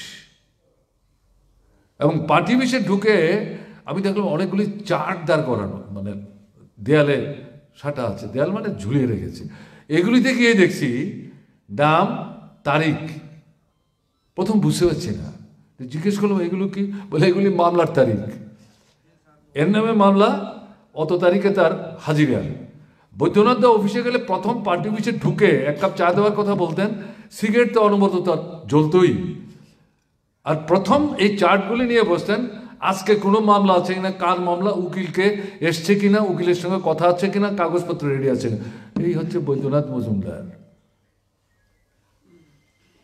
তাহলে তার কাছে গেলে পার্টির তহবিল কোথায়? নিজে যা কিছু 20-25 টাকা 50 টাকা তখন ওয়েস্ট পেতেন, এর থেকেই পয়সা দিয়ে এদেরকে সাহায্য করার চেষ্টা করতেন। তাহলে এটা অনাড়ম্বর জীবন, সাদামাটা কিন্তু পরিচ্ছন্ন। নিজের জামা কাপড় নিজেই ধুতেন, ইস্ত্রি করতেন কিনা আমি জানি না নিজে, কিন্তু মোটামুটি এই পাট ভাঙা ধুতি শার্টই পরতেন তিনি। পাঞ্জাবি গাইতে আমি খুব কম দেখেছি, 1-2টা কালে ভদ্র দেখলেও দেখতে পারি, কালারওয়ালা, পুরো হাতওয়ালা, এবং সবসময় হাত তিনি বন্ধ করতেন, এই বলে পড়তেন না। আমি যা চোখের সামনে তাকে যা দেখেছি, আড়ম্বরহীন জীবন। আসলে তো তার বাড়িতে আমাদের থাকতে হতো, চৌচালা যে বিরাট বড় টিনের ঘর, এবং তার যে আপনার পালাগুলো, এগুলো তো বিমের মতো। এই ঘর ভাঙার আগ দিন পর্যন্ত সম্ভবত এগুলিই ছিল। কোন অংশের দালানের চেয়ে কম না, খুব উঁচু। বড় অংশটা মা থাকতেন, বৈদ্যনাথের মা অসুস্থ শয্যাশায়ী। এই ঘরে পাশে আরেকটা চৌকিতে বৈদ্যনাথ থাকতেন, মাঝখানে একটা পার্টিশন, তার সঙ্গে আরেকটা চৌকি থাকতো। বাইরে থেকে কেউ আসলে যদি থাকতে হয় এখানে ঘুমতো। আমি এসে এখানে ঘুমাতাম, নৃপেন চক্রবর্তীর সঙ্গে এসে এখানেই ঘুমিয়েছি আমি।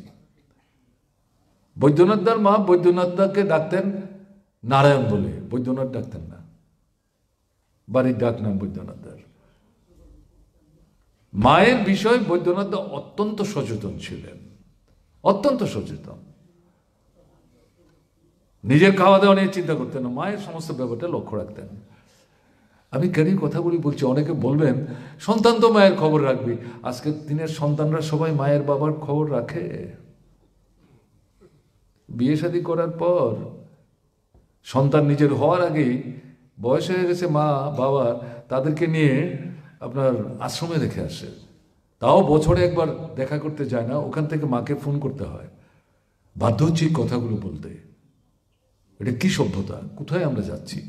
এই কারণে আমি বৈদ্যনাথ মজুমদারের কথা এখানে উল্লেখ করার চেষ্টা করলাম। মন্ত্রী প্রতিদিন 2বার ফোন করে খবর রাখছেন মা কেমন আছেন, কারণ মাকে তো ওখানে নিয়ে যাওয়া যায় না। আমরাও তাকে এই কথা বলিনি, কারণ এটা অবাস্তব হবে, আর উনি এই বাড়ি ছেড়ে যাবেন না। এবং প্রতি মাসেই 2-3বার আসতেন, একদিকে প্রশাসনিক কাজ, পার্টির কাজ, এবং মাকে দেখা। এটা বুঝতে হবে আমাদের।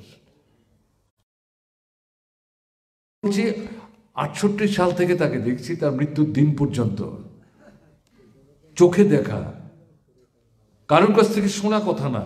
শুধু শোনা কথা একটাই বলেছি, মাঝখানে কিছুদিন তিনি পরিবার ভরণ পোষণের জন্য একটা ব্যবসার সাথে যুক্ত হয়েছেন, কিন্তু বেশি দিন তাকে আটকে রাখতে পারেনি। তাকে আমি কোনোদিন জিজ্ঞেস করিনি, আমাদের আরেকজন কমরেডের কাছ থেকে শোনা। তার বাস্তব ভিত্তি কি আছে আমি জানি না। কাজে এখানে এগুলো চাক্ষুষ করেছি, এবং হাতে ধরে এই পার্টির চারিদিকে এই বাগানটা সাজিয়েছেন। ছাত্র সংগঠন, যুবক সংগঠন, মহিলাদের সংগঠন আগেই ছিল, কিন্তু এখানে খুব একটা শক্তিশালী ছিল ঘটনা তা না, এটাকে গড়ে তুলেছেন। কৃষক সংগঠন, শ্রমিকদের সংগঠন, এবং কৃষকদের মধ্যে প্রথম হচ্ছে গণমুক্তি পরিষদ। এগুলো তো সব তার হাতে তৈরি করা। কর্মী নেতৃত্ব তার বাছাই করা। এটা পছন্দ না, বৈদ্যনাথ করে তাকে দেখলে হাত জোর করে নমস্কার করে, সাইকোফেন্সি না, কোয়ালিটি, গুণ আছে, সম্ভাবনা আছে, একে দিয়ে এটা হবে, তাকেই দায়িত্বটা দিতে হবে। বাছাই করতে পারতেন, মুন্সিয়ানা ছিল। এইভাবে এখানে নতুন নেতৃত্ব গড়ে তুলেছেন। এরাই তো এমএলএ হয়েছেন, মন্ত্রী হয়েছেন, সংগঠনের নেতৃত্ব গেছেন, পার্টি সর্বভারতীয় কমিটির মেম্বার, তখন সেন্ট্রাল কমিটির মেম্বার। বৈদ্যনাথ মজুমদার তারা যদি তাদেরকে হাতে ধরে গড়ে পিঠে না তুলতেন, আমাদের প্রশ্ন যেমন তপনদের প্রশ্ন তো তাই। কাজে এগুলো আমরা ভুলে গেলে চলবে না। এবং সব কিছুর ভিত্তিটাকে মার্ক্সবাদ, লেনিনবাদ। লক্ষ্যটা কি? সমাজতন্ত্র, শ্রেণীহীন শোষণমুক্ত। উদ্দেশ্যটা কি? মানুষ মানুষের সম্মান নিয়ে বাঁচতে পারবেন। এটা এক দুজনের কাজ না, অসংখ্য মানুষ চাই। সব মানুষ আসবে এই লড়াইয়ে, ঘটনা তা না। বেশিরভাগ মানুষের নৈতিক সমর্থন থাকবে, সক্রিয় মানুষের সংখ্যা কম হবে। যারা সামনের সারিতে দাঁড়িয়ে নেতৃত্ব করবেন, তিনি শুধু ঠেলে দিতেন না, এই সামনের সারিতে দাঁড়িয়ে নেতৃত্ব দেওয়ার সংগ্রামে তিনি নিজেই প্রথম সামনের সারিতে থাকতেন। জেল হাজতের ভয়টাই তার কাছে ছিল না। এই সবটা মিলিয়ে বৈদ্যনাথ মজুমদার, কমরেড তপন উল্লেখ করলেন সঠিক, অজাত শত্রু ছিলেন। ব্যক্তিগতভাবে তো কারোর সঙ্গে তার ঝগড়াঝাটির কোনো কারণ নাই, তার জায়গা সম্পত্তি এই সমস্ত নিয়ে তার কোনো প্রশ্ন নাই। তো রাজনৈতিক দৃষ্টিভঙ্গিতে লড়াই থাকবে। তখন মূল লড়াই আমাদের কংগ্রেসের বিরুদ্ধে, তারপরে টিউজাস, সর্বনাশা রাজনীতি, অর্থনৈতিক দিক থেকে, মতাদর্শের দিক থেকে। কংগ্রেস যদি ঠিকভাবে করতো তাহলে ব্রিটিশ চলে যাওয়ার পর, স্বাধীনতার পর আজকে ভারতবর্ষ যে জায়গায় এসে দাঁড়িয়েছে, এখানে তো ভারতবর্ষ আসতো না। আমরা কমিউনিস্টরা সেই সময় আমাদের নেতৃত্বে যেভাবে ভেবেছেন, এটা যদি কংগ্রেস দলের নেতৃত্বের একটা অংশ এইভাবেই ভাবতেন, কিন্তু সরকার দখল করার পর যদি সেটা বাস্তবায়নের চেষ্টা করতেন, ভারতবর্ষের চেহারা অন্যরকম হয়ে যেত। হয়নি সেটা, হয়নি তো সেটা। কাজেই সেদিক থেকে যেটা আজকের দিনে বিশেষ করে যেটা বলতে চাইছি, অজাত শত্রু ছিলেন। তার সম্পর্কে রাজনীতির প্রতিদ্বন্দ্বী ছাড়া তারাও উলটপালট কথাবার্তা বলার সাহস পায়নি, আঙুল তোলার সাহস পায়নি। কমিউনিস্ট তো এরকমই হবে, এরকমই তো হওয়া উচিত। এই যে বাড়িটা দেখছেন না, তার ছিল, আমরা সবাই জানতাম বৈদ্যনাথ মজুমদারের বাড়ি, কিন্তু বৈদ্যনাথ মজুমদার কখনো এটা তার বাড়ি বলে বলতেন না। ক্রমে ক্রমে যখন তার বয়স বাড়ছে, আস্তে আস্তে একটু হেলে যাচ্ছেন, সেই সময় এই বাড়ি নিয়ে চিন্তা ভাবনা করতে শুরু করেছেন। কথা হলো, কিন্তু তিনি একা সিদ্ধান্ত নিতে পারছেন না বাড়িটা পার্টিকে দেবেন কিনা। কারণটা কি? বৈদ্যনাথের বাড়ি, ওনার কি আছে, কেন তিনি এটা দেওয়ার ক্ষেত্রে চিন্তা করছেন? পরে গিয়ে আমরা জানলাম তার আত্মীয় পরিজনরা আছেন, এটা তার পৈতৃক সম্পত্তি, এটা আরো অনেক মালিক আছেন, যদিও তারা কেউ এই বাড়ির মালিকানা দাবি করতে আসে না। বৈদ্যনাথ মজুমদারের উপলব্ধির মধ্যে, চেতনার মধ্যে, মূল্যবোধের মধ্যে একটা প্রশ্ন আমি দেখে রাখতে পারি। টাট্টি ভাঙলে আমি ঠিক করি, ঘরে চল পড়লে আমি ঠিক করি, কেমন না, গাছ ভেঙে পড়লে আমি কাটিয়ে ঠিক করি, লেট্রিন নষ্ট হলে আমাকেই ঠিক করতে হয়। আমার আত্মীয় স্বজন কেউ যে বাড়ি থেকে টাকা পাঠায়, ভাই বোনেরা, ঘটনা তা না, কিন্তু তারপরে এটা যৌথ সম্পত্তি, যৌথ মালিকানা, আমার পৈতৃক সম্পত্তি। আমি তো একটা চট করে সিদ্ধান্ত নিতে পারি না। একদিন বৈদ্যনাথের শেষ পর্যন্ত বললেন যে দেখো, আমি তো একা চট করে সিদ্ধান্ত নেওয়া ঠিক হয় না, আমি সবার সঙ্গে কথাবার্তা বলে নিই। আলটিমেটলি সবাই যখন একমত হলেন, তারপরে সিদ্ধান্ত করে বললেন যে না, এটা পার্টিকে দেবো, আমরা আমাদের পরিবারের সিদ্ধান্ত আছে। এই হচ্ছে বৈদ্যনাথ মজুমদার। তিনি বলতেই পারতেন তাদের সঙ্গে আমার কথাবার্তা বলার কি দরকার, তারা কেউ খোঁজ নিয়েছে এই বাড়ি, মাঝে অসুস্থ তাকে দেখতে কবার এসেছেন তারা বছরে। এই ভাঙাচোরা সমস্ত বিষয়ের মধ্যে আমি যে একটা দুইটা ঘর তৈরি করে ভাড়াটিয়া, তাও পার্টির ছেলেই অথবা কর্মচারী পার্টিকে সমর্থন করেন, এই পয়সা টয়সা দিয়ে এগুলি বেড়াটা ঠিকঠাক করি, তারা তো কেউ খবর নেই। তাদের সঙ্গে আমার কথাবার্তা কি দরকার, আমি থাকবো না তখন এই জায়গাটা কি হবে, এটা পার্টিকে দেবো, বলতে পারতেন তো, বলেননি তো। এই জায়গাটা হচ্ছে মৌলিক গুণগত পার্থক্য এবং নীতিবোধ। সবাইকে নিয়ে যে চলতে পারা, এটা একটা সংস্কৃতি, কালচার, আমাদের সবার মধ্যে এটা নাই।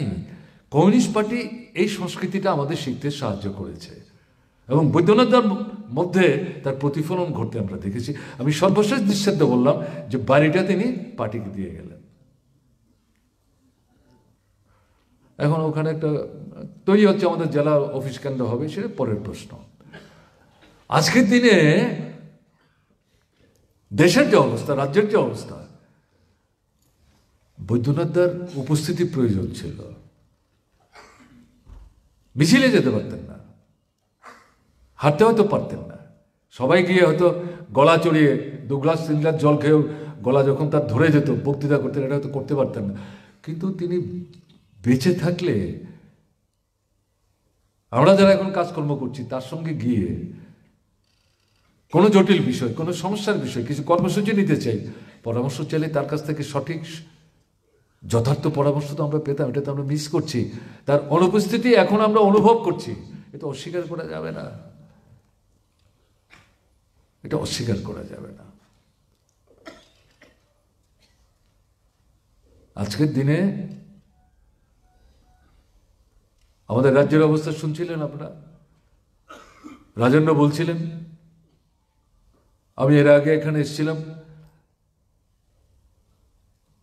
এই পুরনো মোটর স্ট্যান্ডের রাস্তার উপরে আপনারা মিটিং ডেকেছিলেন, সেখানে আমি প্রায় 50-55 মিনিট কথা বলে গেছি, রাজ্যের পরিস্থিতিও বলেছি, এটি আমাদের প্রোগ্রাম ছিল। আমি এটা নিয়ে কথা বাড়িয়ে সময় নেব না। দেশের অবস্থা খুব খারাপ। দেশের অবস্থা খারাপ হলে রাজ্যের অবস্থা কি করে ভালো হবে? একই তো দল, দিল্লি যারা চালাচ্ছেন, রাজ্য তারা চালাচ্ছেন। যারা দেশটাকে ডুবাচ্ছেন তারা রাজ্যটাকে কি করে ভাসিয়ে রাখবেন, এটা আশা করা যায় না। দেশের অবস্থাটা কি, মানে পুরো মাত্রায় গরিব মানুষের শত্রু। আমাদের দেশের স্বাধীনতার পর এই 75 বছরে এমন প্রতিক্রিয়াশীল কোনো কেন্দ্রের সরকার আমরা দেখিনি। জিনিসের দাম বাড়ছে, টাকার দাম কমছে, মুদ্রাস্ফীতি হচ্ছে, কারখানা বন্ধ হচ্ছে, মানুষ কাজ হারাচ্ছেন, রোজগার করতে পারছেন না, কিংবার ক্ষমতা নাই, অনাহারে থাকছেন, অর্ধাহারে থাকছেন, মৃত্যু বরণ করছেন, সন্তান বিক্রি করছেন। এই তো ঘটনা, ত্রিপুরা তাই করছে। দৈনন্দিন ব্যাপার, বেকার সমস্যা, কোটি কোটি ছেলে মেয়ে। গত 50 বছরে বর্ষভিত্তিক শতকরা যে হারে বেকারি বাড়ত, এদের রাজত্বে গত 97 বছরে সমস্ত রেকর্ড ম্লান করে দিয়েছে। সবচেয়ে বড় কথা কি, সংবিধান আক্রমণ করছে। এই সংবিধান নিয়ে আমরা খুব সন্তুষ্ট মনে করার কারণে আমরা কমিউনিস্টরা এই সংবিধান নিয়ে সন্তুষ্ট না, কারণ আমরা তো চেয়েছিলাম শ্রেণীহীন শোষণমুক্ত সমাজ। যাই তারপরেও এর মধ্যে যা কিছু গণতন্ত্রের ছিটে ফেটো আছে এটাকেই আক্রমণ করছে। তার সঙ্গে নাগরিক অধিকারকে আক্রমণ করছে, ভোটকে প্রহসনে পরিণত করছে। ত্রিপুরায় আমরা চাক্ষুষ করছি। ধর্মনিরপেক্ষতা, যে ধর্মান্ধ দৃষ্টিভঙ্গি নিয়ে ভারতটাকে দুভাগ করলো, এমনকি আমরা কমিউনিস্টরা তো তার বিরুদ্ধে ছিলামই। তখন কমিউনিস্ট পার্টির শক্তি আর কি? গান্ধীজি তিনি এটাকে সমর্থন করেননি। 15ই আগস্ট তিনি দরজা জানালা বন্ধ করে ঘরে অনাহারে দিন কাটিয়েছেন, অঘোষিতভাবে মেনে নিতে পারেননি। এটা ইতিহাস পড়ে দেখেছি আমরা, এটা তৈরি করার কথা না। তাহলে এই যে জায়গাটাতে আক্রমণ করছে, কিসের ধর্মান্ধতা? আরএসএস পেছন থেকে নিয়ন্ত্রণ করছেন, বিজেপি সরকার চলছে। কট্টর হিন্দুত্ববাদী, আমি বলবো কট্টর মুসলমান বিরোধী। কিসের কট্টর হিন্দুত্ববাদী? হিন্দুদের মধ্যে গরিব নাই, শ্রমিক নাই, বেকার নাই, অনাহার অর্ধাহারে দিন কাটায় না, সন্তান বিক্রি করে না, ভাবে তাদের কথা। তাহলে কিসের কট্টর হিন্দুত্ববাদী? এরা কট্টর মুসলিম বিরোধী এবং কট্টর এরা খ্রিস্টান বিরোধী। আর কমিউনিস্ট বিরোধী ঠিক আছে, এটা আমাদের জন্য সার্টিফিকেট, আমরা এর জন্য পরোয়া করি না। তারা ঘোষণাই করেছে তাদের প্রধান শত্রু কমিউনিস্ট, মুসলমান, খ্রিস্টান।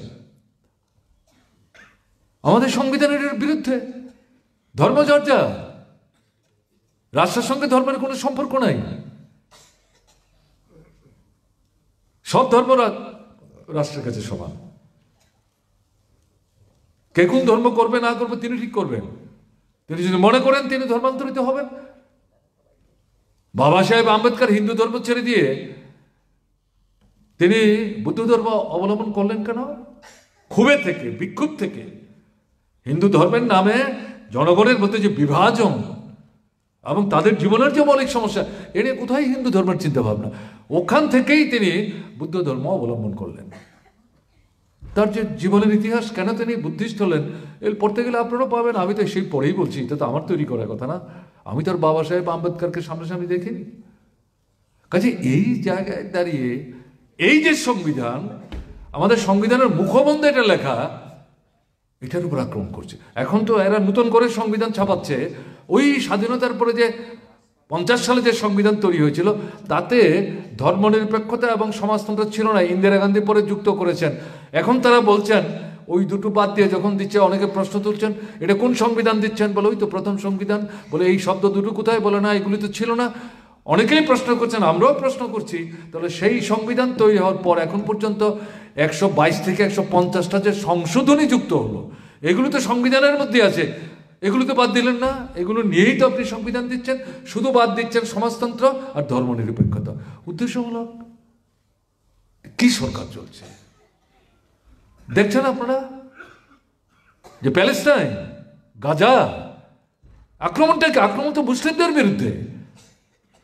ইসরায়েল সামনে, পেছনে কে মার্কিন সাম্রাজ্যবাদ। কে সমর্থন করছেন? 24 ঘন্টার মধ্যে আমাদের দেশের প্রধানমন্ত্রী, আপনার এই যে মুঠোফোন আছে, এই ফোন করে ইসরায়েলের যে প্রধানমন্ত্রী, কট্টর মুসলিম বিরোধী এবং প্রতিক্রিয়াশীল ফ্যাসিস্ট, তাকে বলছে তোমাদের সঙ্গে আমরা আছি। আজকেও যুদ্ধ বন্ধ করো, শান্তি ফিরিয়ে আনো। প্রায় 19,000-এর মতো মানুষ মারা গেছেন, 70% মহিলা এবং শিশু। মায়ের দুধ খাচ্ছে, এই জায়গায় বোমা পড়ছে, মারা যাচ্ছে মা বাচ্চাটা। মানবিক মূল্যবোধের কথা বলছেন প্রধানমন্ত্রী। ভোট আসলে এই মূল্যবোধের কথা উৎকে উঠে কি পদক্ষেপ নিচ্ছেন? আমি বিস্তৃত যাচ্ছি না, সেটা ওই দিন পথসভায় আমি বলবার চেষ্টা করেছি, শেষ আমি উল্লেখ করছি। এই যে জায়গাটা, ভোট আমাদের সংবিধানের অন্যতম গুরুত্বপূর্ণ, নির্বাচন কমিশন স্বতন্ত্র, এটাকে বগল দাবা করে ফেলেছে প্রধানমন্ত্রীর পছন্দের একজন কেন্দ্রীয় মন্ত্রী আর সংসদের বিরোধী দলের নেতা। আগে কে ছিল? প্রধানমন্ত্রী, সংসদের বিরোধী দলের নেতা এবং সুপ্রিম কোর্টের প্রধান বিচারপতি। এখন এটা বাদ। অর্থটা কি? 3-এর মধ্যে 2। এই দুইজনই হচ্ছেন শাসক দল। এখন হচ্ছেন বিজেপি। বগল দাবা করে ফেললো। এমনি নির্বাচন কমিশন ঠিকঠাক দায়িত্ব পালন করে না। এখন যখন পুরোটাই বগল দাবা করলেন, হয়ে গেল। শুধু তা না, আইন সংশোধন করে এমন কাণ্ড করেছেন, এই কারা কারা নির্বাচন কমিশনে আসবেন তাদের নাম বাছাই করার জন্য একটা কমিটি হবে। এই কমিটিও নরেন্দ্র মোদীর মন্ত্রিসভার সিনিয়র মিনিস্টারদের মধ্যে 1-2 তারাই ঠিক করবেন। তাহলে কি থাকলো? এই জায়গায় চলে যাচ্ছে।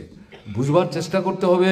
অনেক হয়তো মনে করবেন, আরে এগুলি বলে আপনারা এত সময় নিচ্ছেন, এগুলি কি, আমরা তো খাওয়াটা পাই না। আপনি এগুলি বাদ দিয়ে তো খাওয়ার পাবেন না, চাকরি পাবেন না, বাচ্চা স্কুলে পড়তে পারবে না, হাসপাতালে গিয়ে চিকিৎসা হবে না। এটা বাদ দিয়ে হবে না তো। এবং যখন সরকারের কাছে কোনো জবাব পাওয়া যায় না, তখন মানুষ কোথায় যায়? কোর্টে যায়। সুপ্রিম কোর্ট এটাকে বগল দাবা করার চেষ্টা করছে। কে বিচারক হবে, কে হবে না, মাসের পর মাস ফেলে রাখছে। তো এই জায়গাটা প্রচন্ড একটা বিপজ্জনক জায়গায় চলে যাচ্ছে। একদলীয় স্বৈরশাসন বিরোধীদের কোনো মতেই সহ্য করতে পারছে না। আমাদের ত্রিপুরা আমরা প্রত্যক্ষ করছি। অর্থাৎ যে রাস্তায় চলছে বিজেপি RSS এর নির্দেশে, যদি তাকে প্রতিহত করে না যায়, পরিস্থিতির মধ্যে যদি পরিবর্তন আনা না যায়, যেই সংবিধানটা আছে এটাকে যদি রক্ষা করা না যায়, গণতন্ত্রকে যদি পুনঃস্থাপিত করা না যায়, তাহলে ভারতবর্ষে নূতন কায়দায়, আজ থেকে 50 বছর আগে ফ্যাসিজম চিন্তা করলে চলবে না, তার সঙ্গে আজকের পরিস্থিতি মিলালে চলবে না। নূতন পদ্ধতিতে, নূতন কায়দায়, নূতন আজ্ঞেকে এরা মার্কিন সাম্রাজ্যবাদের মদত পুষ্ট হয়ে ভারতবর্ষের বুকে ফেসিবাদ কায়েম করবে। বাঁচবেন কি করে? হিন্দু না মুসলমান, বৌদ্ধ না খ্রিস্টান, উপজাতি না বাঙালি, কেউ রেহাই পাবে না। এরকম একটা জায়গায় দাঁড়িয়ে আজকে আওয়াজ উঠেছে, এদের জনগণ থেকে বিচ্ছিন্ন করো, ক্ষমতা থেকে হটাও। আজকে মিটিং চলছে, 28 দলের মিটিং দিল্লিতে।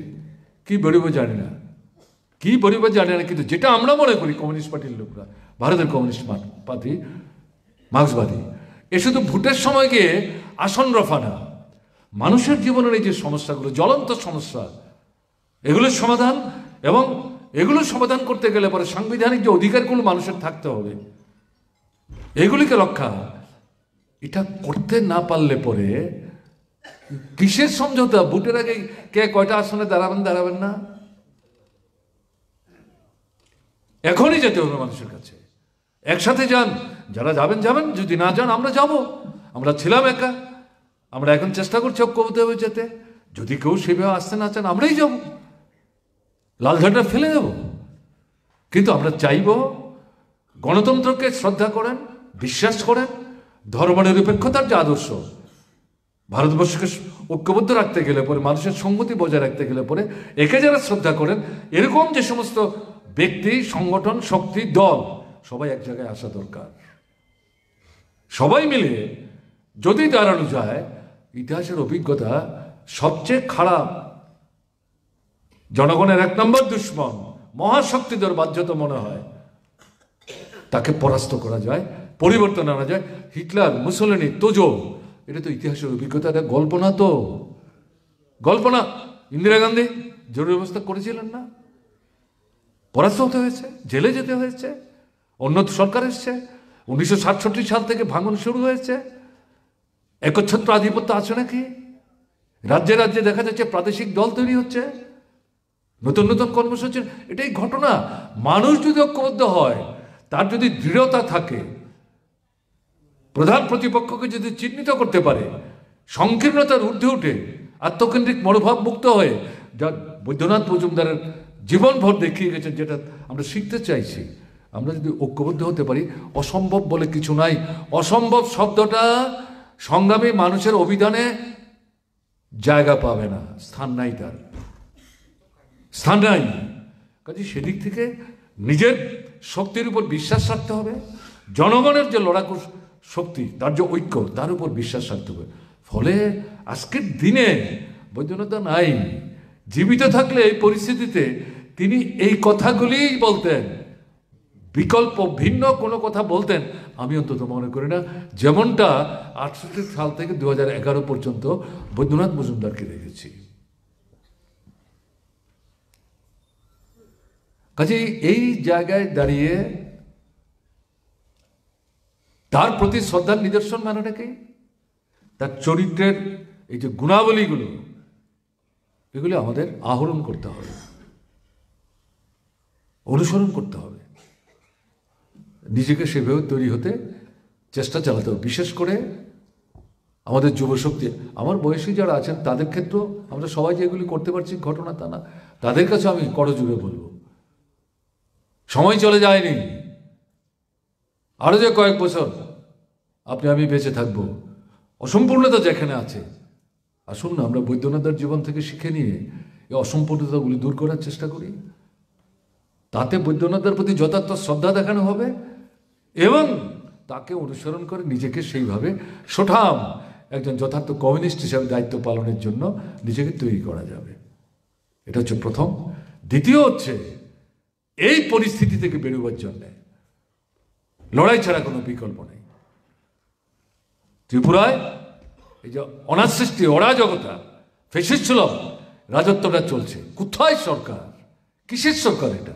ওই শুনছিলেন, বলছিল এই মঞ্চ বাড়িটা রক্ষা করার জন্য, এটাতে সবটাতে নাকি ঘুণে ধরে গেছে। বিজেপি সরকারের দৌলতে গোটা রাষ্ট্র ব্যবস্থার মধ্যে যেখানে ঘুণে ধরেছে, আপনার কৈলাসহরের এই টাউন হল ঘুণ মুক্ত থাকবে আশা করেন কি করে? সবটাই তো ঘুণে ধরেছে, সব পাল্টাতে হবে। কাজে এই লড়াইয়ের জন্য ত্রিপুরায় নামতে হবে, ভয় পেলে চলবে না। ভালো এসছেন আপনারা, প্রথম তো আমার সন্দেহ ছিল কি হলো, বৈদ্যনাথদার স্মরণ সভা তো আসতে ভয় পাচ্ছেন মানুষ। একটা অংশ ভয় আর একটা অংশ সুবিধাবাদ, আমি দুটোই বলছি। কিসের ভয়, কাকে ভয়? তারাই তো ভীত সন্ত্রস্ত। 23-এর নির্বাচনে ওরা পরাস্ত হয়েছে, এরা 38 ভাগ 39 ভাগ ভোট পেয়েছে। ত্রিপুরায় এত কম ভোটে এর আগে কোনো সরকার তৈরি হয়নি। কিসের সরকার এটা? দ্বিতীয় হচ্ছে তার পারফরমেন্স কি? কিচ্ছু নাই, শুধু বক্তৃতার, মন্ত্রীদের মুখের ছবি, তাও সব মন্ত্রীর না। শুনছিলেন কাঞ্চনপুরের মিটিংয়ের কথা, এই করে মানুষ আটকে রাখতে পারবেন? এখনো যারা ভয় পান, আমাদের বন্ধুদের গিয়ে তাদের সঙ্গে কথা বলতে হবে। ঠিক আছে, চট করে হয়তো মিছিলে আসবে না, জানালা ফাঁক করে দেখছে, তারপর ঘর থেকে নেমে আসছে, দরজার বাইরে দাঁড়িয়ে দেখছে, তারপর আস্তে আস্তে দরজা খুলছে, তারপরে একদিন হাত ধরে চলুন না, কত আর ফাঁকে ফুঁকে দেখবেন, চলুন না আমাদের সঙ্গে হাঁটুন না, আস্তে আস্তে নেবেন, জবরদস্তি করবেন না। আর একটা অংশ আরেকটু থেকে আরেকটু দিয়ে তারা সুবিধাবাদী, তারা বামফ্রন্ট সরকার থাকতো সুবিধা নিয়েছেন, এখনো সুবিধা নেওয়ার চেষ্টা করেন, আবার ভয় পান যদি আবার বামফ্রন্ট সরকার চলে আসে, কাজে দুই দিকই রক্ষা করো, গাছেরও খাবো ঘোড়ারটা তুলবো। হয় নাকি? হয় না। এদের পেছনে ঘুরে সময় নষ্ট করবেন না, পরিষ্কার বলছি আমি। যারা আছেন তাদের নিয়ে এলাকায় পার্টির লোকাল কমিটি মিটিং করুন, এলাকায় ব্রাঞ্চের মিটিং করুন, গণসংগঠনগুলি সক্রিয় করুন, এলাকার মানুষের দৈনন্দিন সমস্যাগুলির উপর ভিত্তি করে গ্রাম ভিত্তিক কর্মসূচি তৈরি করুন। সমস্যা একসাথে 50টা দরকার নেই, 2, 4, 5টা। স্কুলে মাস্টার নাই, হাসপাতালে ডাক্তার নাই, ওষুধ পাওয়া যায় না, ডাক্তার হাসপাতালে রুগীকে ভর্তি করে না, খাবার দিতে পারবে না। কি ব্যাপার চলছে? রাস্তা দিয়ে গাড়ি চলো না, সন্তান সম্ভব মা, তাকে হাসপাতালে আনার গাড়ি নিয়ে যাওয়া যায় না, কাঁধে করে আনতে হচ্ছে, রাস্তায় মা প্রসব করছে। কিসের সরকার এটা? বুক বাজায় ওরা। কাজে এরকম একটা জায়গায় উঠে দাঁড়ান, ঘুরে দাঁড়ান, রুখে দাঁড়ান, সততা নিয়ে, নিষ্ঠা নিয়ে, সাহস নিয়ে। আপনি সংখ্যায় প্রথমে কম হবেন, তোয়াক্কা করবেন না। বৈদ্যনাথ মজুমদার যখন শুরু করেছিলেন কজন ছিল? কৈলাসহরে কেউ ছিল প্রপারে? আমি তো বললাম, ছামনু ছয়লেনটা দিয়ে শুরু করেছে পার্টির কাজ। দূরতম চা বাগানে গিয়ে চেষ্টা করেছে পার্টি তৈরি করার। শহরে তো পরে এসছে, এরা আসেও দেরিতে, যায়ও আগে। ঠিক আছে, সাপমন্ডি করার কোনো দরকার নেই। বলে যারাই চাইছেন এই অবস্থা চলতে পারে না, আসুন একসাথে আমরা এগিয়ে যাই। এছাড়া কোনো বিকল্প নাই। এবং এই লড়াইয়ের ভূমিকা নেওয়ার মধ্য দিয়ে বৈদ্যনাথ মজুমদারের অসম্পূর্ণ যে কাজ রেখে গেছেন আমাদের জন্য, আমরা জীবৎকালে সবটা সম্পাদন করতে পারবো কিনা জানি না, কিন্তু আমাদের তো এই কাজটাই করতে হবে। আসুন সবাই মিলে আজকের দিনে তার প্রতি অকৃত্রিম শ্রদ্ধার নিদর্শন হিসেবে আশু দায়িত্ব কর্তব্য প্রতিপালনের জন্য সমবেতভাবে হিন্দু, মুসলমান, বৌদ্ধ, খ্রিস্টান নির্বিশেষে একসাথে আমরা এগিয়ে যাই। এই প্রত্যাশা নিয়ে আপনারা শুনলেন অনেকক্ষণ, আমি কথা বললাম, অনুপ্রাণিত বোধ করছি। আপনাদের সকলের প্রতি কৃতজ্ঞতা প্রকাশ করে আমি আমার বক্তব্য শেষ করছি। বৈদ্যনাথ দার প্রতি আরেকবার আন্তরিক শ্রদ্ধা জ্ঞাপন করছি। ভালো থাকবেন, আমার নমস্কার নেবেন।